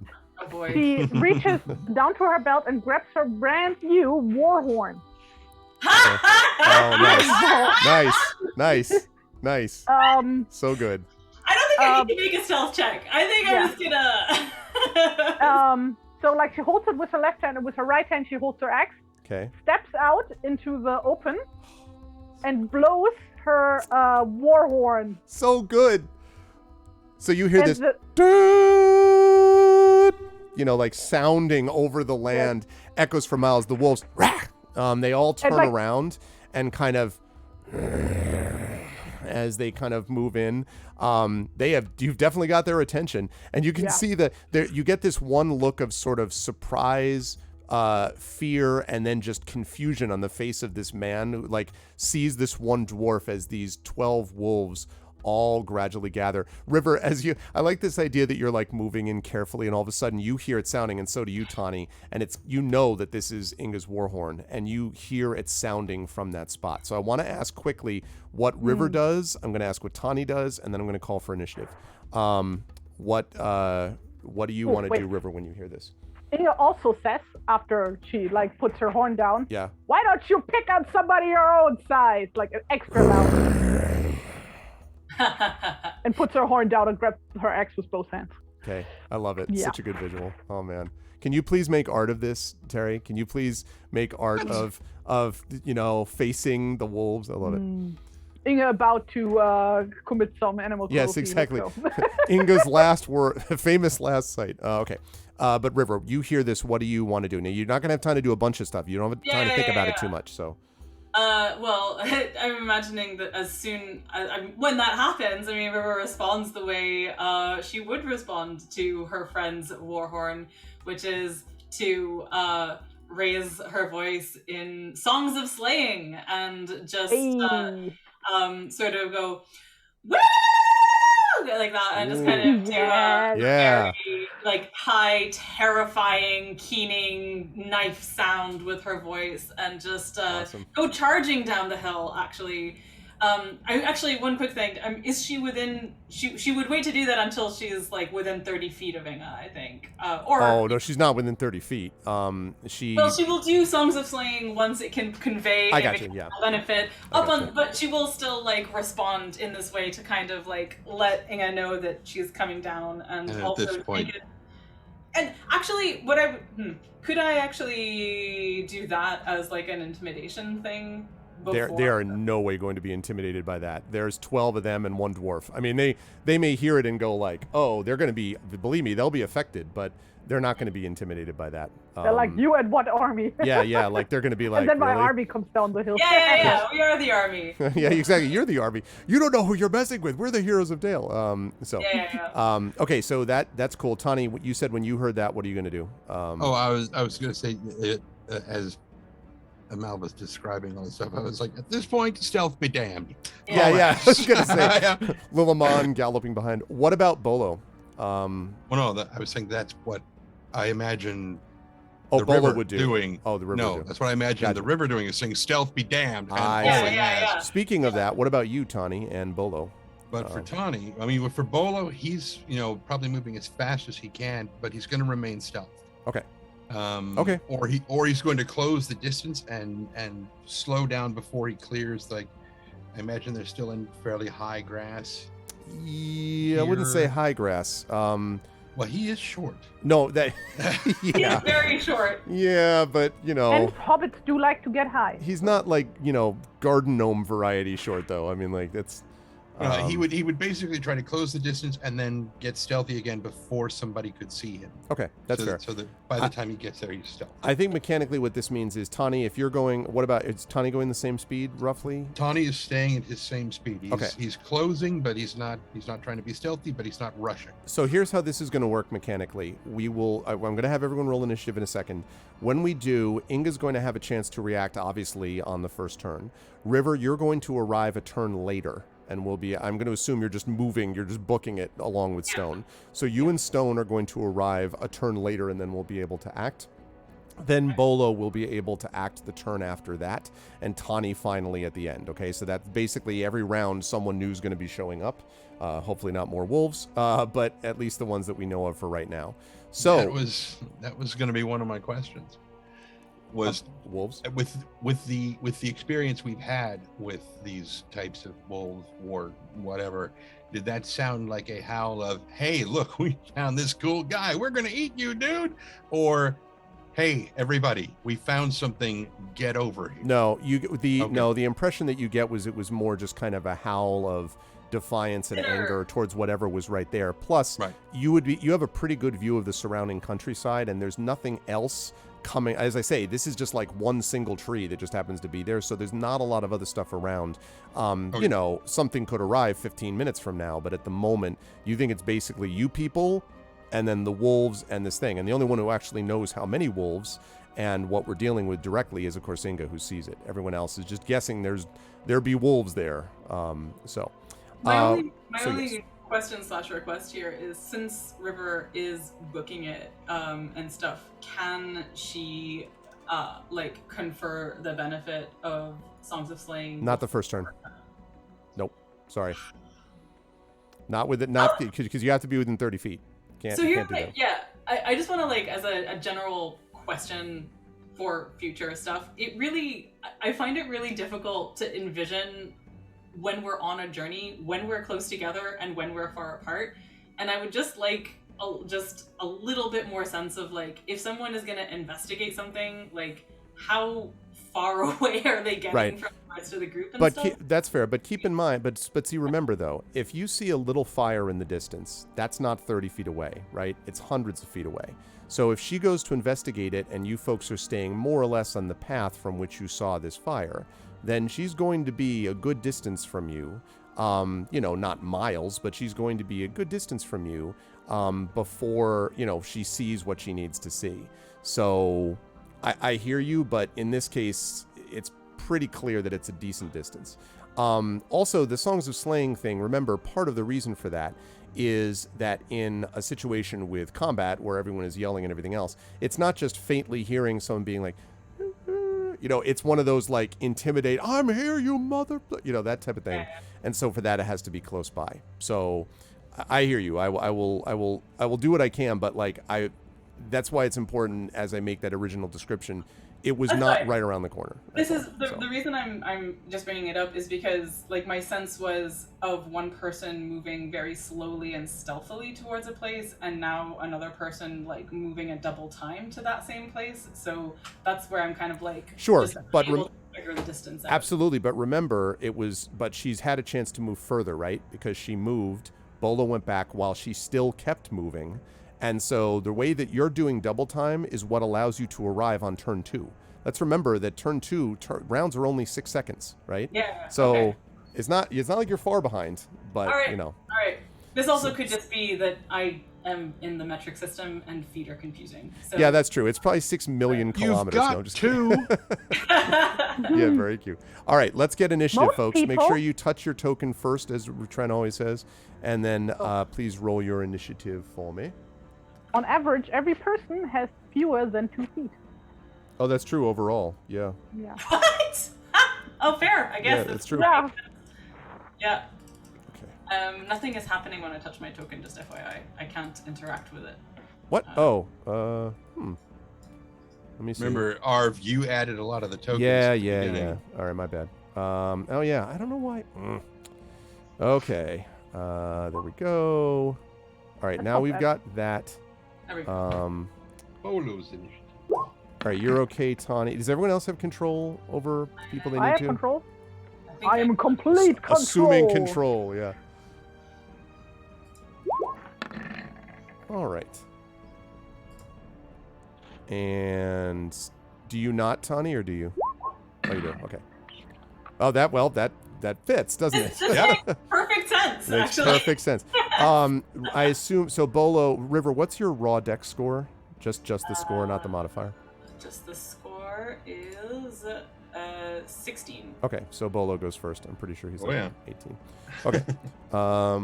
Alrighty. Let's see. So that's 14. And I always forget, is Stone go on my turn, or does he have his own? It is up to you whether you want him to go. He goes on. He basically goes right after you, so you can hold your turn to go right after him. It's basically your decision as to whether he goes first or you go first in a given round. Okay. Right next to each other, though. So, like, in your spot in the turn order, he can go, right. You can go right after once you figure out the order compared to like the enemies, basically. So. Okay. All right. So, River with a 14. Stone, for the moment, we will call a 14. Bolo is a 14. Everybody's a 14. Okay. Not everybody. Because Inga, logically, as we say, is a 15. You will be sorry to hear that the first one to go are the wolves. This also seems to make narrative sense to me, but the wolves are going to be the first to act. So they are going to charge at you, Inga. Oh, they can try. Yeah, there are definitely a lot of them. Now, there is one bit of good news in all of this, which is that these areas of fire mean that not all of them can attack you at the same time, because as you know very well, no creature that you know of, with the possible exception of Stone, just joking, hates fire as much as the wargs do. So they are trying to avoid that. So in the end, it's only 6 of them who are getting in these initial attacks, but you are going to take attacks from 6. These are mangy-looking beasts, by the way. They look as if they have not eaten very well recently, if you had to guess. You've seen sort of better-fed wolves, but they also look desperate and are snapping at you, slavering. In fact, there is a little echo in your mind of the sight of the desperation of the faces of the man and the dwarf that you saw, of Ranner and the man that you saw in the face of these wolves as they attack you. But they do leap forward to attack you. And quite obviously they have pack tactics here. So they're going to be doing this at advantage because there's 6 of them. All right. So we have got first one is a 16 to hit. Inga? Nope. All right. Second one. Ow! The second one is a 22 to hit. That hits. All right. I'll come back to that. Third one is a 21 to hit. Hit. All right, so that's 2 hits so far. Mm-hmm. Third one is a 22 to hit. Hit. Because every one of these guys is are rolling. every one of these are advantage, remember? Because they all have advantage because they all have pack tactics. So that helps a lot. 18 to hit on that fifth one. Yes. And the last one is a 7, so that's a miss. So 4 hits basically out of the 6.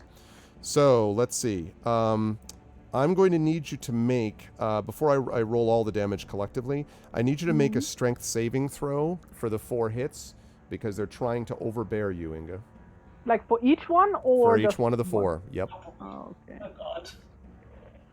This is fine. Take away their credit cards and they can't charge. Yeah, that's a good call, Live. I see what you're doing there. Strength save, yeah. Yes.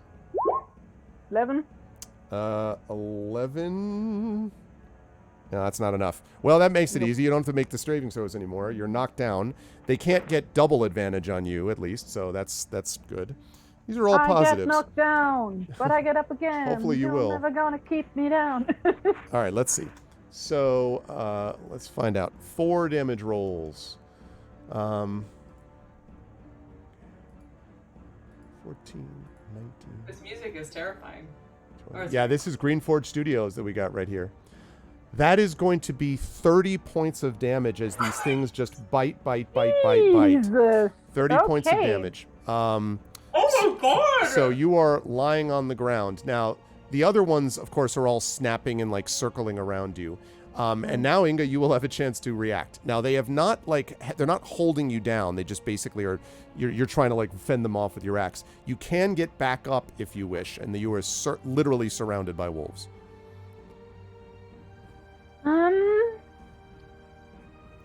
Let me think of. Gleam of terror. Right! I have the thing, the axe thing that does the stuff that I always forget about. Yeah, if you didn't do it, River was going to do it. Let me dig through my very unorganized notes. This does seem I tailor-made right for a here. gleam of Gleam of Terror. If you wish I should have, like, if I had thought of this earlier, then I would have done that with the horn thing, you know. Horse's wisdom save versus DC 15 plus proficiency bonus. If they fail, they are frightened. So I think you literally just do it. You don't have to roll anything. Like trying to find the right thing where I wrote it down. Okay, the what's the DC can't find again? Did you have that there? DC 15 plus your proficiency bonus. Okay, which should be 4, I think. 3. Can you? It's 4, right? 3. What? Oh, 3. Proficiency Okay, bonus 3. is 3. 3. Okay, so 18. All right. All right. DC 18. Okay, and what kind of saving throw? Wisdom. Wisdom. Well, I mean, listen. Who's wiser than a wolf? They are actually wiser than normal wolves, but still. All right. 6. So there's 6 of these. How many can it affect? As many as your wisdom modifier. Okay, so how many? What's your modifier for wisdom? Modifier. 1. All right. 1 wolf. Is this also as an action or bonus action? Let me just. Do you want to just double check that for me, just because I don't actually have that. That sounds wrong. I just remember that I can usually affect 3, and that is my wisdom modifier. So I don't know if it's that or the proficiency bonus though. Let me check. Oh, I found it. There. I don't have Gleam of Terror. What? Yes, No, you do. I have Flame of Hope and Wounds of Victory. Oh balls! I'm sorry. I guess am I the only one who has it? I guess you're the only terrifying I'm one. so sorry. River. I'm so sorry. I really thought you had it. Because I thought we had. I knew You that had, we. she had considered it, but you ended up getting different ones, I Right. guess, in the end. Yes. Okay, so then you just got sorry. these 6 around you that you're dealing with. Okay. Trying.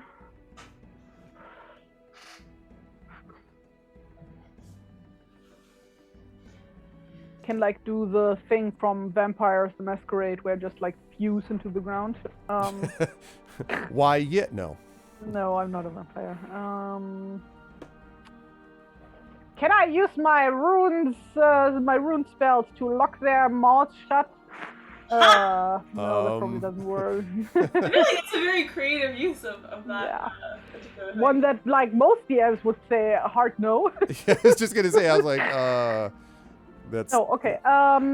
So getting up is half my movement, correct? that's no. In my games, it takes your movement to stand up from a prone position.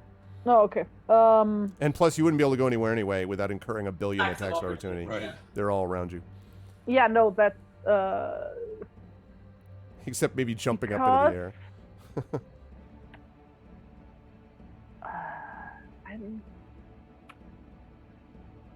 Okay, so what I'm thinking, what might be a cool thing to do, if you let me do that, is for Inge to try and climb on the back of one of these things, so that they can't properly attack Inge anymore without. I think I think if you were to try to do this, this is going to be extremely difficult. If you try to do this, you're going to incur attacks of opportunity. I mean, you really can't fend them off while you're also trying to get on the back of a wolf, which is also trying to bite you. So, you know, if you want to take on 5 attacks of opportunity, which I would recommend not doing. But if you want to take that, then I'll let you try to. It's not a guarantee, but I'll let you try to get on its back. Wait, my turn has not officially, technically, so I haven't done yet anything on my turn, right? Right. I'm going to use my scout ability, to do which what? allows me to move half of my movement without provoking attacks of opportunity. When an enemy ends their turn within 5 feet of of me. Okay, so they're they're all yes. Yeah, so okay. I can't. Yeah, can I do that? Well, so I'm not going to allow you to go outside the circle of wolves. If No. you want I'm to take, trying to climb on one of them that's next to me. This is. You know what though, Terry, this doesn't work. I'll tell you why this doesn't Okay. work, because you Okay. were already prone. Yeah. Okay, If you were standing, that's one thing, but you were overborne. I mean, like, so it doesn't Can I work use either narratively, my- visually, or mechanically. Can I use my reaction though to get up again without?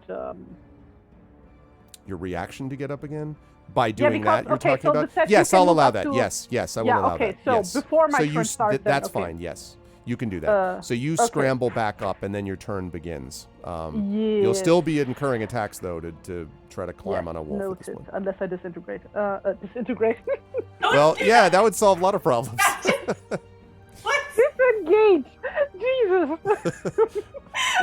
Inga, at a surprise move, just Disintegration, like literally just disengaging, blows same away into thing. dust. Just Yes. How long has she been Mr. able Stark, to I do don't that? feel so good. the wolves are like, damn it, we never expected.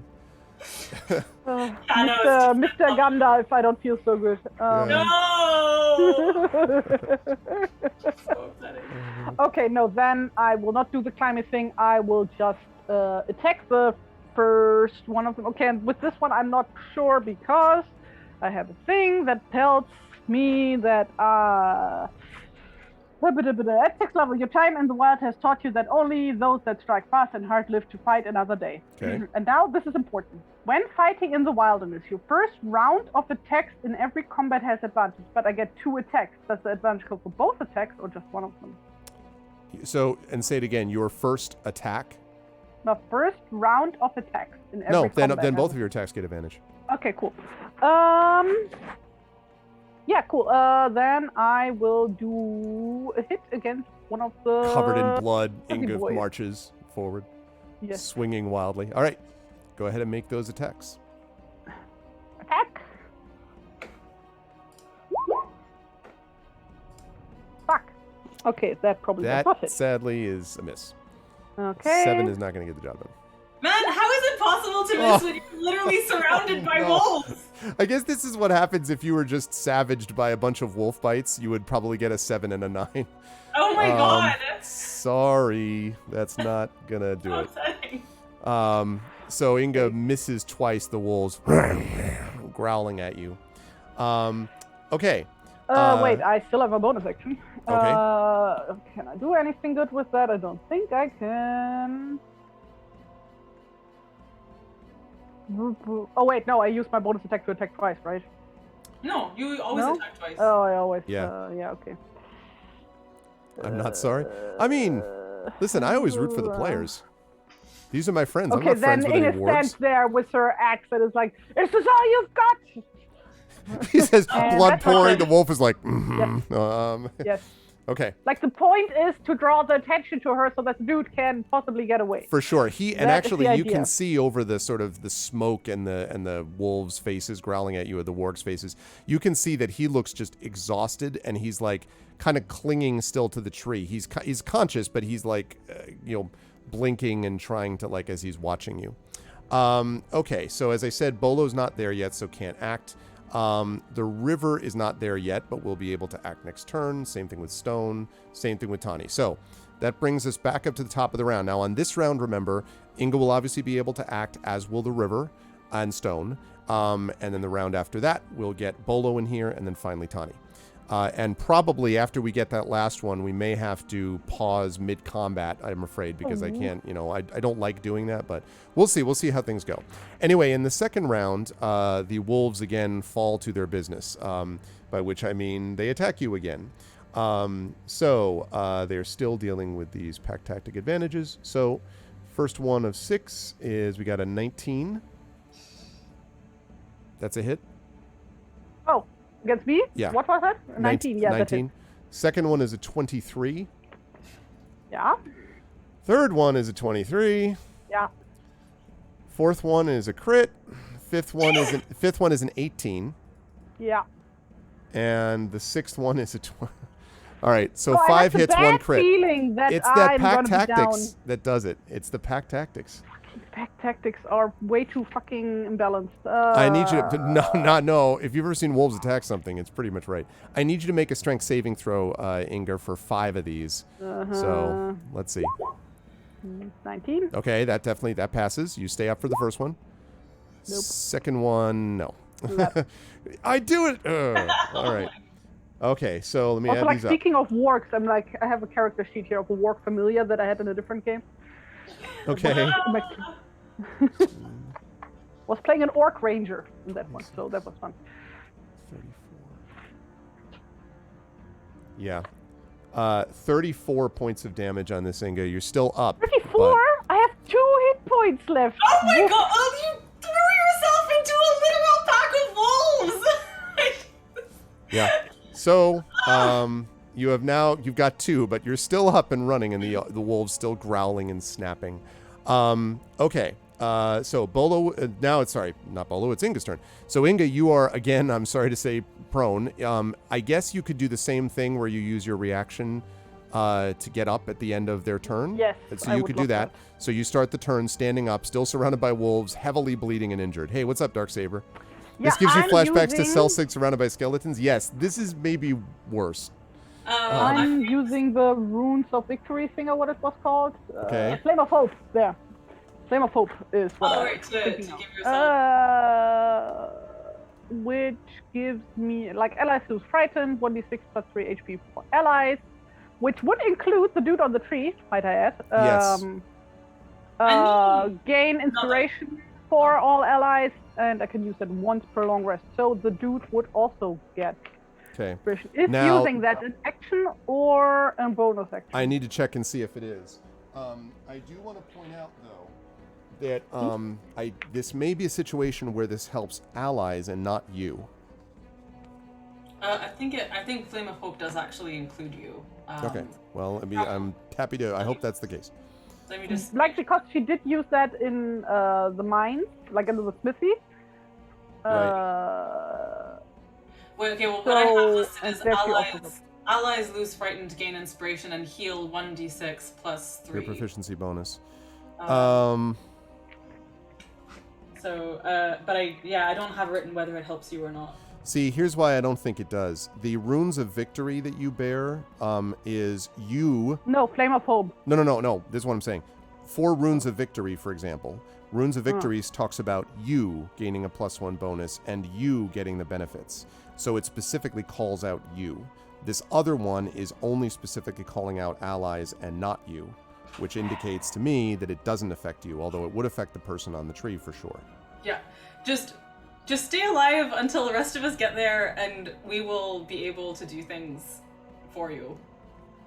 Yeah. So that's what I would say about that. You can still you wanted to ask if it was an action. It is an action. Okay. Meanwhile, I have one. When I dodge, oh sorry, go. I have one inspiration left, which I will happily confer to Inga if you want to attack. I have inspiration. Also, this says to rally your comrades, Inga. I'm sure that it's just your allies. It specifically says to rally your comrades. Okay, that is fair. In that case, and then a cat walked in. Hello. A real dwarf only needs 1 hit point, right, Aaron? Yes. See, that's. What was I gonna say?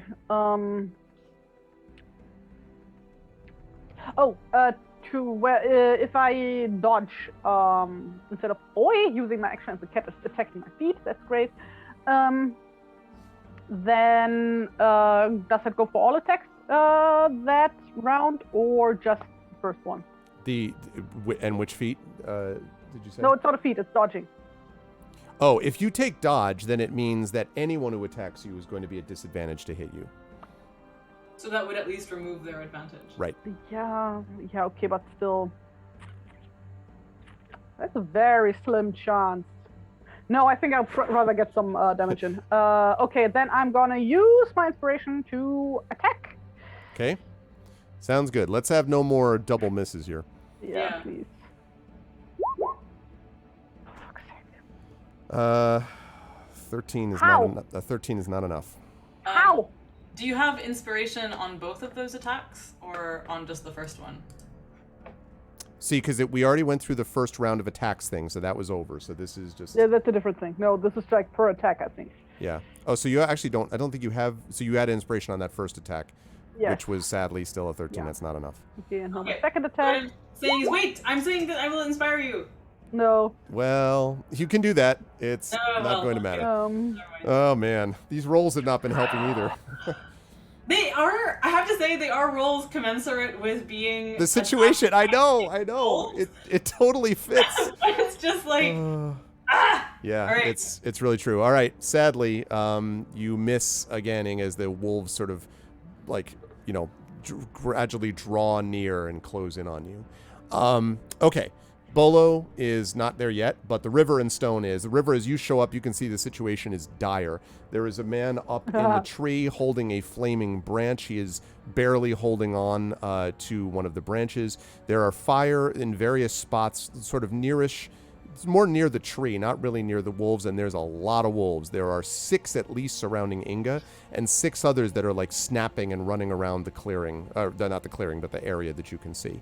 And so if you wish to fire out the songs of slaying, it depends on what you want to do, but it is definitely a target-rich environment. No.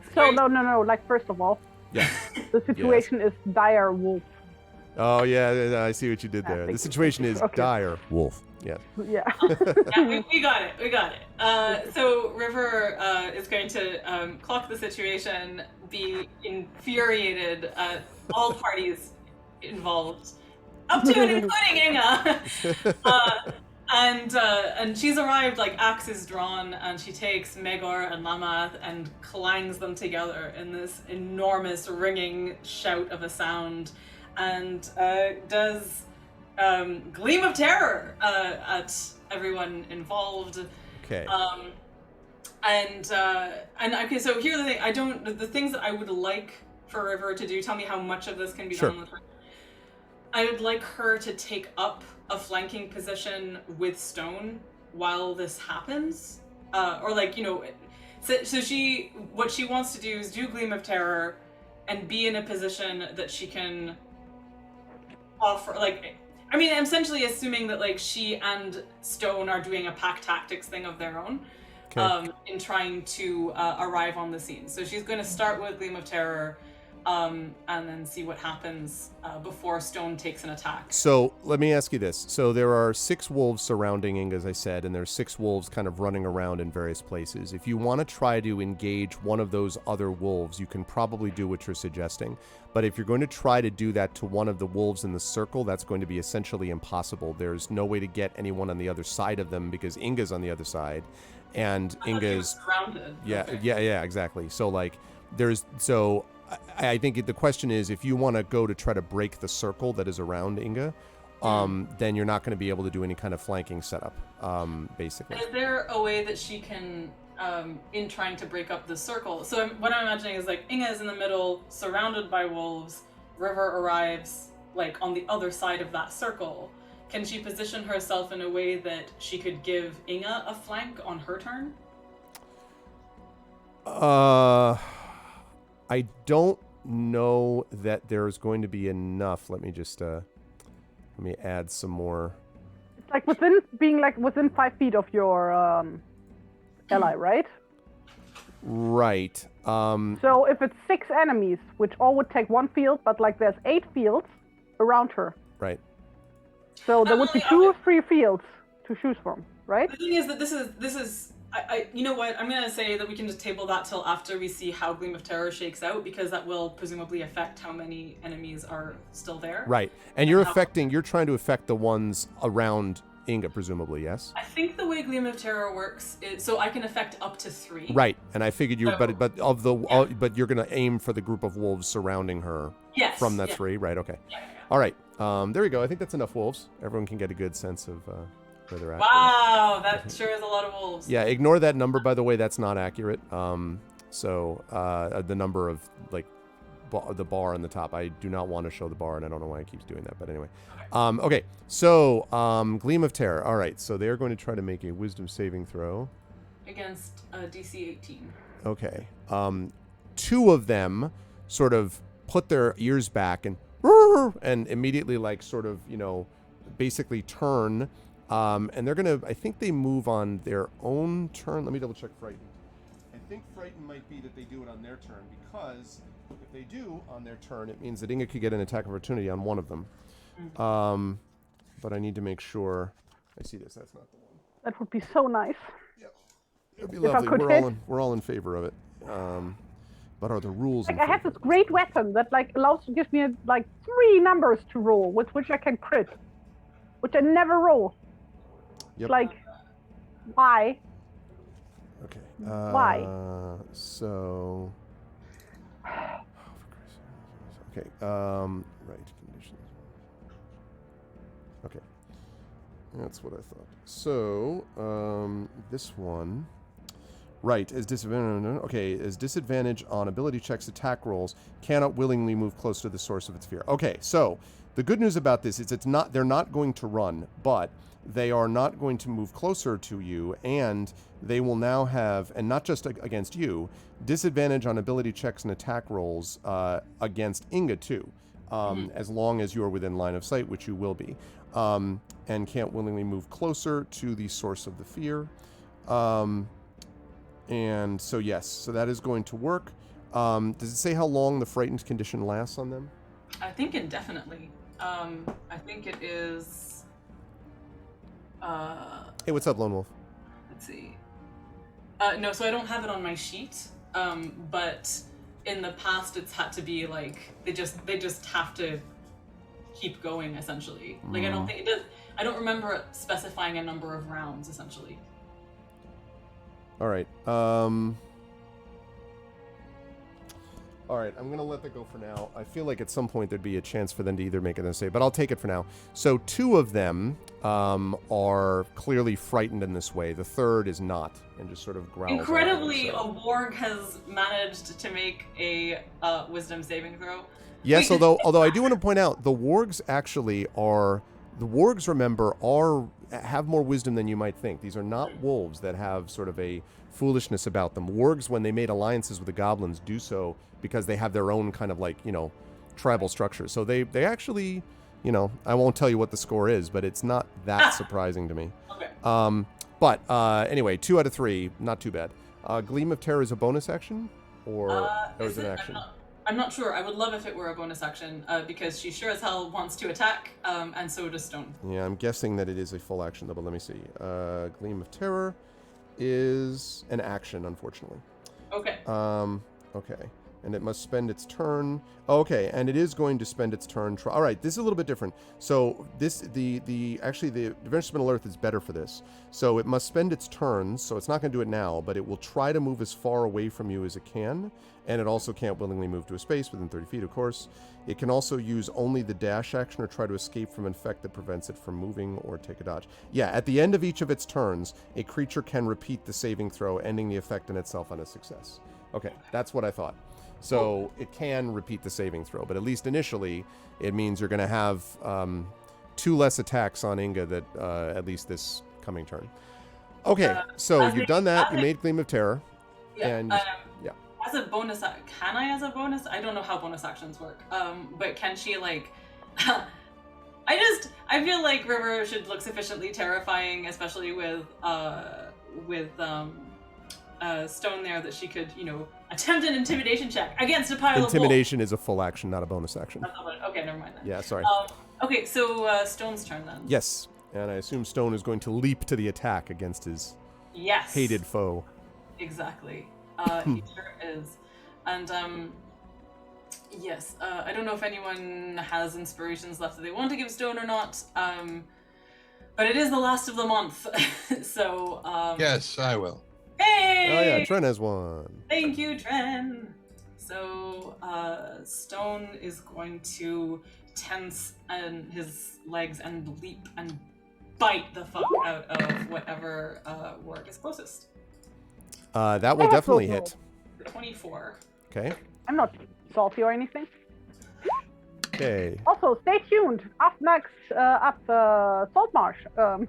Yeah, exactly. Okay, 8 piercing. All right. And it needs to make a strength saving throw. Oh, actually, no. It is a large beast, not a medium beast. Yeah.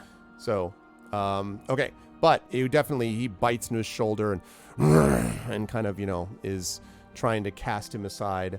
Okay, River and Stone have arrived on the premises to try to save their friend. Tani is not acting yet. That brings us up to the top of the round. Programming note, we're going to go for another 5 minutes or so, which should be enough to get everybody on scene anyway. Okay, so what?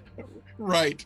Sure. Well, Everybody start your timers. Watch what happens. Well, Go ahead, we'll sorry, see. please. One of the players isn't actually here, so I think that actually might work. We'll speed things up. Okay, so 2 of the wolves are going to try to basically run away, and because that are surrounding Inga. So Inga, you can get an attack of opportunity off of one of them because they're trying to run away from the terrifying woodsman who is there. Yeah, I'm taking that reaction. Now can I give you inspiration, my last inspiration that I have remaining? I might need that for potential death save. So. Okay. It's just if the death save doesn't happen this turn. Yeah, I think Amal's right about this, Terry. Because it's happening Oh, this. it's the It's not end of the happening this month. turn. So End of the month, as I have said. Oh, And- yeah, three give times me. in the last I was few going to episodes. say, just give it to her and you use it whenever you want to. Yeah. Yeah, but between it's the end now of and the the end of month, the so game. I have to use No, it. I mean between now and the end of our session today. Yeah. Okay, yeah, give. Dragon here. Spear is inspired Inga already. Oh, okay. So still the river has this. Okay. Thank you. Whee! Okay, cool. Then I am gonna do. Yeah, it's okay, Lone Wolf. We had a lot of technical players in a fun. lot of trouble. Oh my goodness, these rolls. That is going to miss. 13 Oh, is not enough. no! 13 is This- not enough to hit. But This wait, what do you happened get? because. Don't you get 2? No, just one reaction. Oh, okay. Yeah, it's But just I a thought one that- reaction attack. Okay. This is because most of your blood is on the ground right Yeah, it's basically. So you I miss don't the need that one blood. wolf that is moving away. There is a break in the circle, which is something that may be of value at some point, but we'll see. And then the second one, you can't do attack of opportunity. You've already used your reaction, so the second one moves away. And then the other 4 that are there are going to attack. The other 2 wolves are not going to come in there because the wolves are now, their attention is distracted. The guy in the tree, but mostly the crazy, wielding the axes woodsman with her insane, overwhelmingly intimidating dog. They're worried about that as well. So there are going to be the 4 attacks from the one that are in the circle. And you're using, did you say, you didn't say dodge, right? You said you're just, you were using, Yeah, no, I'm not trying to dodging. attack. That's what I thought. Okay, so again, there's still pack tactics because they need only 1 ally and they still got 4. Yeah. So we've That's got. what I figured. We have. Well, this one's going to be a miss. 12. Are they all going for Inga? None of them are going to go for me or Stone? The 4 that are around Inga go. Oh no, you'll get plenty to go after you. There's Great. 6 other. There's 2 that are running away and 6 others that are still outside the circle. That you'll have plenty of people to focus on you. Okay, so that second one is going to be a 23. Then a 14 on the third one and a 19 on the fourth one. Wait, what was the third one? Third one is a 14. That doesn't hit. And the fourth one is a 19. Yeah, that does hit. So we had a 23 and a 19. 2 hits. So that is 8 points of damage, Inga. Yep, I'm driven. So Inga drops to the ground. She is prone and is unconscious. And the wolves growl fiercely. In the meantime, several wolves have run over to engage you and Stone. There are some that are sort of like distracted by the wolves, trying to run away, and one that's looking up at the tree and so forth. So there's actually only 2 that come at you, River. One is going to attack you, one is going to attack Stone. The one that's attacking Stone is the one that Stone is attacking. That's not a surprise. So let's do that one first. That is going to be an 8, so I'm pretty sure it's a miss on Stone. Wait. I have a question. Wait, let me get done with this, or I'm going to get confused. Yeah. Sorry. 8 is a miss, right, Amel, on Stone? Okay. And then the second one is going to be a 17 on you, River. That hits. Okay. That is going to do 10 points of damage on that hit. You will need to make a strength saving throw for me, please. The River. wolves are not attacking the same target. I'm sorry? The 2 wolves are not attacking. Don't need to her. be. They're right next to each other. Stone and the river, remember, are next to each other also. Yeah, I know, but if the wolves are not attacking the same target, they're not working together to take down a single enemy. Pack tactics. The advantage on an attack roll against a creature if at least one of the wild wolf's allies is within 5 feet of the creature and the ally isn't incapacitated. Says nothing about attacking the same creature. You will need to make a strength saving throw. It's a good thought, Trent, but that's not how it works for these guys. Okay, and with Runes of Victory, that is a +1, so it's a 9. Sadly, not enough. So you are prone. You are knocked to the ground and overborne. And so it's not looking great for the home team at the moment. Okay, we're going to have you like that to indicate prone. Okay, that one attacked that. Okay, so that leads us to Inga, who's going to need to make a death saving throw for us. Do I make these in private or do I make them open? The saving throws? Oh, they're public. Yeah, we all see it. That's true. So rarely have you all been in death's embrace. Yeah. Remember that your Runes of Victory give you a +1, and well, that doesn't really help here, I guess. No. But wait, didn't you say you were using inspiration on it? No, she used inspiration on the attack. Yeah. Oh. Did you use mine yet? Or can Well, now it's too late. Oh my god! So I just have been saying I will inspire you every single time, and you keep rolling without like taking it. Sorry.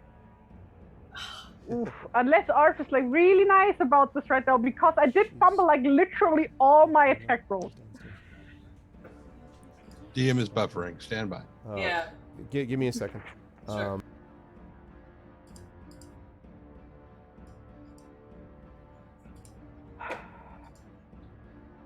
I hope that he will say so, because you did say you were going to use inspiration for your death saving throw, and I did say I was going to give you one. So the fact that you are just having such an itchy trigger finger for your rolls and stuff.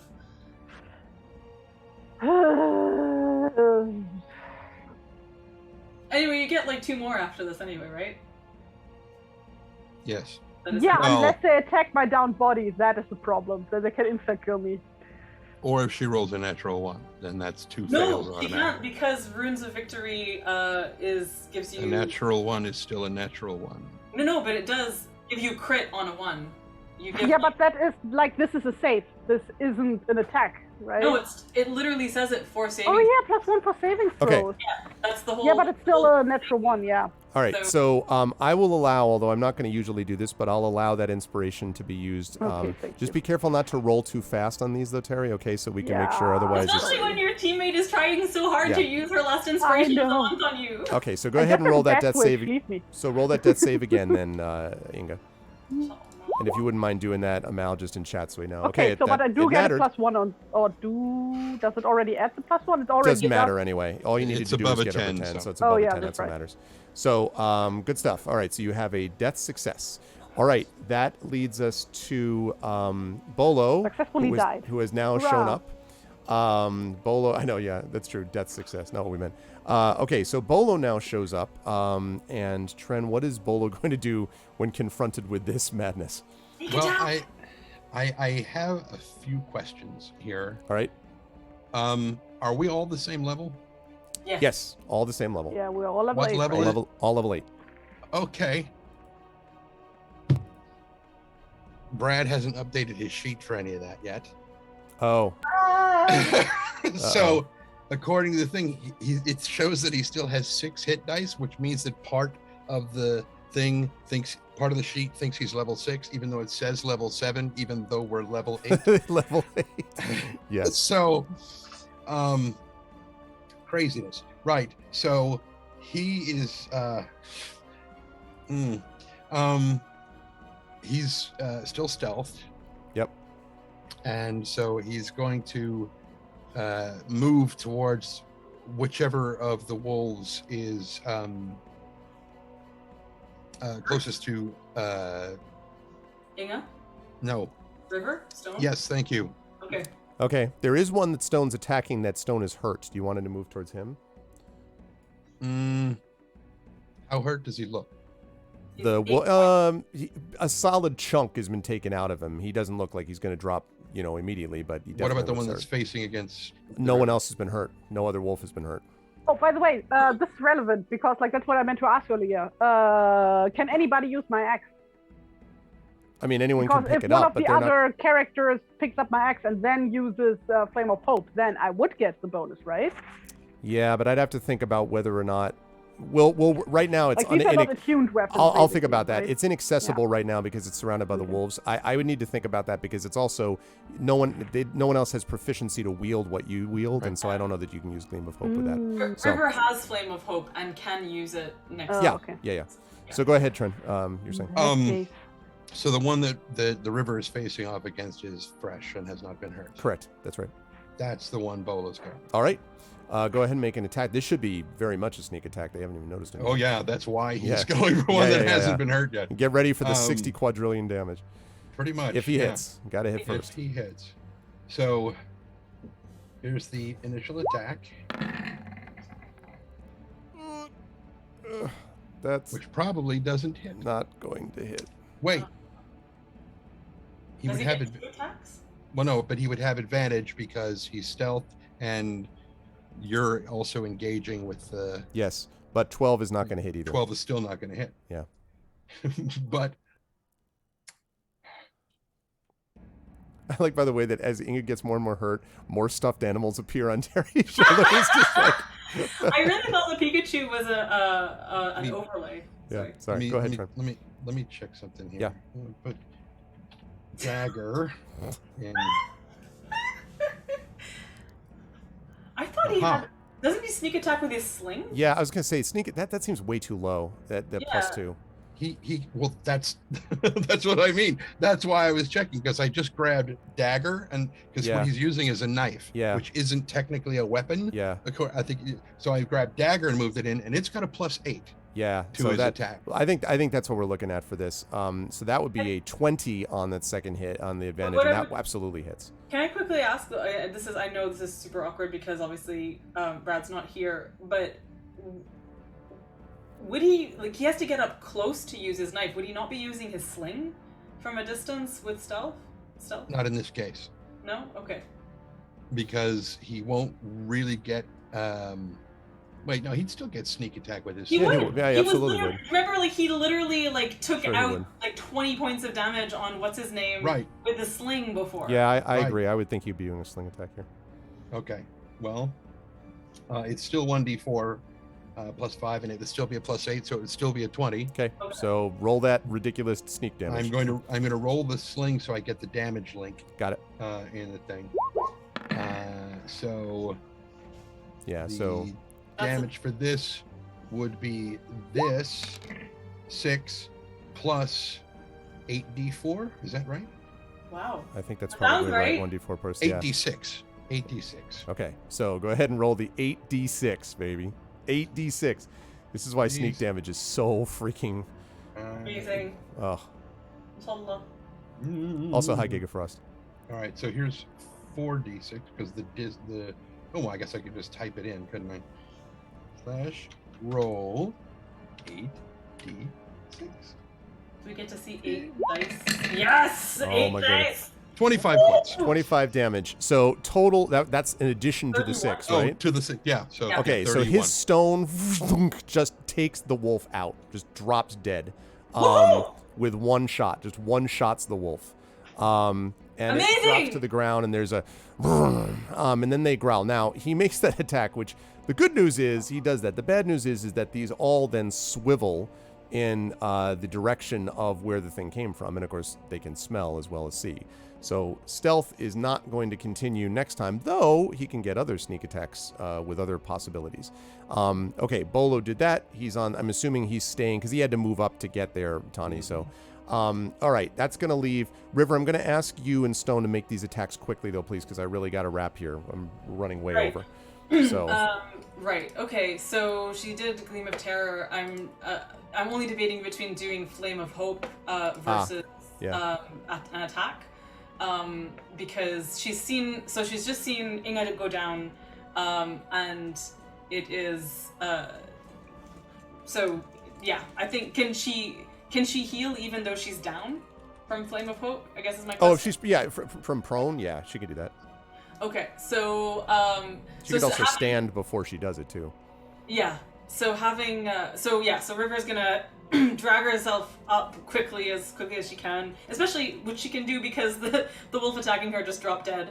I think so. She just kind of leaps to her feet with a grunt and takes her axes again and clangs them a second time, and arcane light blooms from them, and she shouts a battle cry and lifts her voice in song, and allies lose frightened, gain inspiration, and heal 1d6 plus 3. Okay, go ahead and roll that damage. Roll that healing. And Inga, remember, will be starting from 0, so that means it'll be like instead of -6. Oh, so do it'll I be, roll the d6? You roll the d6. This is you. Okay. You're the one doing the healing. Yeah. I boo-booed. Uh-oh. What do you mean? That should be 4d6 sneak attack damage, not 8. Okay. 46. Okay, so that means shoot. All right. Well, then you're gonna have to roll Let the me just- 46 again. All right, yeah. But meantime, okay, so here's my d6. Yep. So that'll be 6 points of damage to heal. Did you say how much plus? Oh, plus 3. Okay. Yeah. So, all right. So then, Inga, you are back up. You're not up, but you're, awake. So 6. That affects you as well, River, or does it just affect allies? I don't know. I think it that- probably is allies, like we just talked Probably about just before. allies. Yeah. Okay. Um, Still, that was super Maligned. useful. So yeah, go ahead and roll 46 for me, please, Tren, on that one. Wait, how many hit points do I have? 6 points. You have 6 hit points, Inga. Good. Okay, 13. That Plus would the be 6. 19 total. So 19 total. Okay, so that sadly is, it's not going to kill it, but that is, it looks very hurt. So they're all still there, but one of them is quite hurt.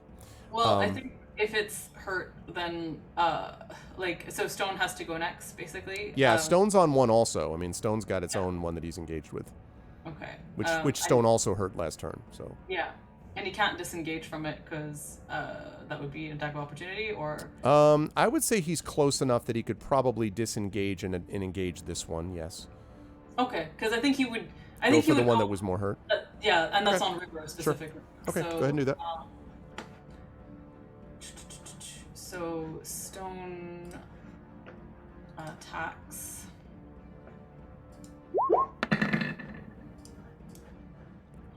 Okay. That's a 24. Absolutely hits. And another 6 damage. It is like hanging on to life by the barest of margins. It is like a stiff breeze would blow it over. Flesh hanging down, blood pouring out of various wounds. It looks very, very, very hurt. Tani would not go this round, and that would bring us up to the top, and I would love to continue, but I can't because it's not fair to the people that are following up next. So we're going to have to put this on a pause. So the good news is that everyone has arrived on the scene now, pretty much, as of this coming round. The bad news is that Inga's in a very bad way still, although at least up. Now, also as a reminder, don't forget, that one death success you have, that all stays until the end of this combat. So if you go down again, then you would only have to make the 2 successes. It works the same way with failures as well. Also, everyone has inspiration from Flame of Hope. Yes, I would say that's right. So just remind me that when we start next time. Everyone's got inspiration, I think, except Tani, because Tani shows up right afterwards, right? So there will be everybody but Tani. Does the dude in the tree have inspiration? Yeah, the dude in the tree would have inspiration, although at the moment I think all it's inspiring to do is to not fall off dead. Well... the only thing I'd say about Tani is, like, if he was within 30 feet. Yeah, I guess that's true. He probably would show up. He's going slowly. Yeah, I'll allow that. So all of you, it's not like you all are not in a bad way. Regardless, Exactly. So I will allow that inspiration for everybody. But please remind me next time that we start. This was, I'm glad you enjoyed it, Gregory. This was a session that had a little bit of everything. We had a time for a little bit of RP, obviously, and we had a chance for other sorts of things to happen as we went through, and then obviously we had this combat. And we had what I thought was really interesting, which is Inga, in a way, it made sense that Inga was trying to determine what happened, but when she saw that and then Inga decided, she wasn't going to lose somebody else, you could make an argument that was impacted partly by what she saw at the pool. But from a point of, like, it isn't, it's very dangerous. Like, and you can see what happened. There are a lot of wolves here, and she's bearing the fruit of that. But on the other hand, Inga was this guy might have been dead otherwise, so who knows? And that's true, Lone Wolf. All of chat will have inspirations recharged to aid you for the rest of this fight. That's a good point. So I'm going to run through quickly. I'm going to ask everyone to make their like outros really quick, though, because I really do have to get going. So I'm going to start with Amal. Again, Amal, good stuff from the river today. The definitely dealing with stuff with the pool and the effects that it would have. I love the idea of the war cry and everything. And also I was amused by I'm frustrated with everyone here, and just everyone here is frustrated, in terms of when the river arrived on the scene. How'd you feel about today? Where will the folks find you next? So much feeling. That's what you said. Good, have a nice restful session. I'm like, I'm sorry, that's not. I'm actually glad that we ended up in combat instead of, resisting shadow. It is always somewhat perversely, but interestingly, like, just easier on the heart to just, battle something physically than something internally. So, from River's perspective, this is actually really concerning that, like, Inga, this seems like a cry for help. It seems like, just a terrible thing happened, and now she's throwing herself into the most ridiculous danger, and then having a conversation about it if she survives. Anyway, so I really, really liked this, I'm vague with hunger right now, so I'm gonna go away. But people can find me online at amanmahtab.com. I have a newsletter there. I'm actually going to be doing some cool events with poets coming up. If anyone's interested in poetry, I have an event coming up with Fran Wild on September 16th. There's just going to be a whole bunch of events in September that I'm really looking forward to, but I will probably get to them in a September session instead. That's basically me. Cool. Thank you, Amal. As always, good stuff today. Also, good stuff as always from Terry. Terry, Inga obviously had a very eventful. No, listen, good stuff doesn't always mean you were super successful. The roles were really also betraying you, which narratively fits, but they were not good. And you had the situation that you're dealing with both the journey and the danger of the journey, and Also, of course, this particular deal with the wolves. And so this is, I think, as difficult a situation as Inga's been in so far, at least combat-wise. How did you feel about today's session? Where will the folks find you next? No, this was really cool and very frustrating. Oh my fucking god. And like, I want everybody to know, like people watching who might not be aware, Inga cannot critical fail. So this was the worst she could have rolled, actually. Yes. Like, that's like the really frustrating part. On the natural one, I also do a critical hit. So you do crits on 1, 20, and 19. Like, it's just... The dice were not kind today. No. The dice were not in my favor. But yeah, you guys will see me next year at some point, presumably next month. And you can find me on Instagram and on Twitter at Taritunes. Oh. Where I post art things, mostly. So yeah. And stuff. Thank you, Terry. Always a pleasure. It was always enjoyable, and I will see you next month for stuff. Hopefully for our Gamebook illustration stream, I hope to. Yes. Hopefully we can. And then hopefully Inga will survive. She'll hang in there. She's a dwarf. Again, Brad Bollier, author and good person. You should definitely check out his work. Yeah, there you go. You should definitely check out Brad's work, and Brad will be back with us in September, so please make sure to stop back for that. Brad will be picking up Bolo and probably be like, what the hell is going on when he arrives back on the scene? And be like, well, it's a long story. Tren, last but certainly not least, Tani obviously had some medicine checks to do and then had this serious combat, and now I don't know, Tani arriving on the scene is probably like, well, crap. Like, there's a lot of... I was thinking about triage with a medical person, and I'm like, what exactly does one do in a scenario where triage scenarios change by the second? But I guess you'll have to decide how to manage all that. It's going to be an interesting next session. How'd you feel about today? Where will the fine folks find you next? Loved it, and I don't know yet. And that's it. Pretty much. I mean, we haven't established next month's schedule, so I don't know when I'm going to be back. That's true. I'm going to be posting some schedule suggestions tonight. So, all right. Well, it was a great pleasure. Thank you for Jaegering Bolo as well today. And for clarifying, because otherwise I wish it could have been a one shot, but we really don't want it to be double the amount of damage. That wouldn't be fair. Right. But thank you so much to this wonderful crew. It's going to be a fun session next month, and I enjoyed it. Chat, can we get some love for the amazing Dnd Sparks? Brad Bollier wasn't here, but he'll be back September. And of course, Terry Tunes and Amal Almontar. Can we get some love for them? Bye. Thank you, players. Bye for now. So good. Okay. Good stuff, and I hope the chat enjoyed that, because it was pretty intense. I totally agree. No big long outro. I got to get out of here. I'm running way late, so I got to get over to GOG.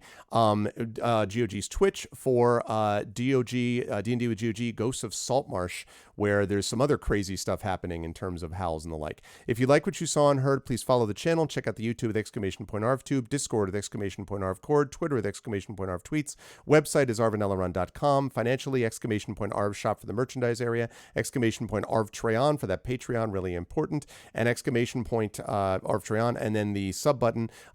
Please subscribe to the channel, as a couple of people did today, because that really helps as well. Also on the publishing side, !Icarus for my Athos Arts graphic novel, award-winning graphic novel, Library for Tales and Tomes in the Forbidden Library, my 5e adventure sourcebook from Alligator Alley Entertainment, and Grayshade KS for details about my Grayshade Kickstarter coming soon. Last but certainly not least, BLM, Black Lives Matter, very important to affirm and assert the significance and importance of Black lives, and Help Now, the World Health Organization page on suicide prevention. Very important to reach out to others when you need help, and to reach out to others when they need help as well. That's going to be it for me on this channel. I'm going to be over at GOG in just about 10 minutes.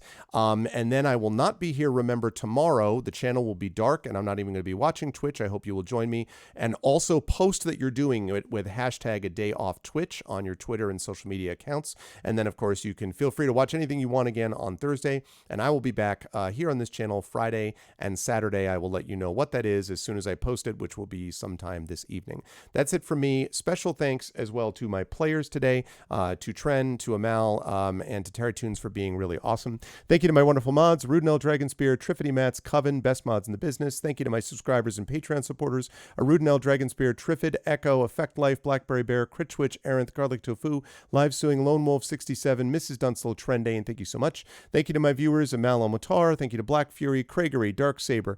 Thank you to Iber Kovitz. Thank you to Fury Fire, to Gate, Gigafrost. Thank you to Miano. Thank you to Nonstop, to Shrimpy, to Spike Trap Claire. Thank you to Stan Kubrick, to Terry Tunes, you Christensen, V&K, and Wolf Phoenix. Thanks, everybody. Thank you to Hillness earlier on. Great work out of the mods for reasons that you know.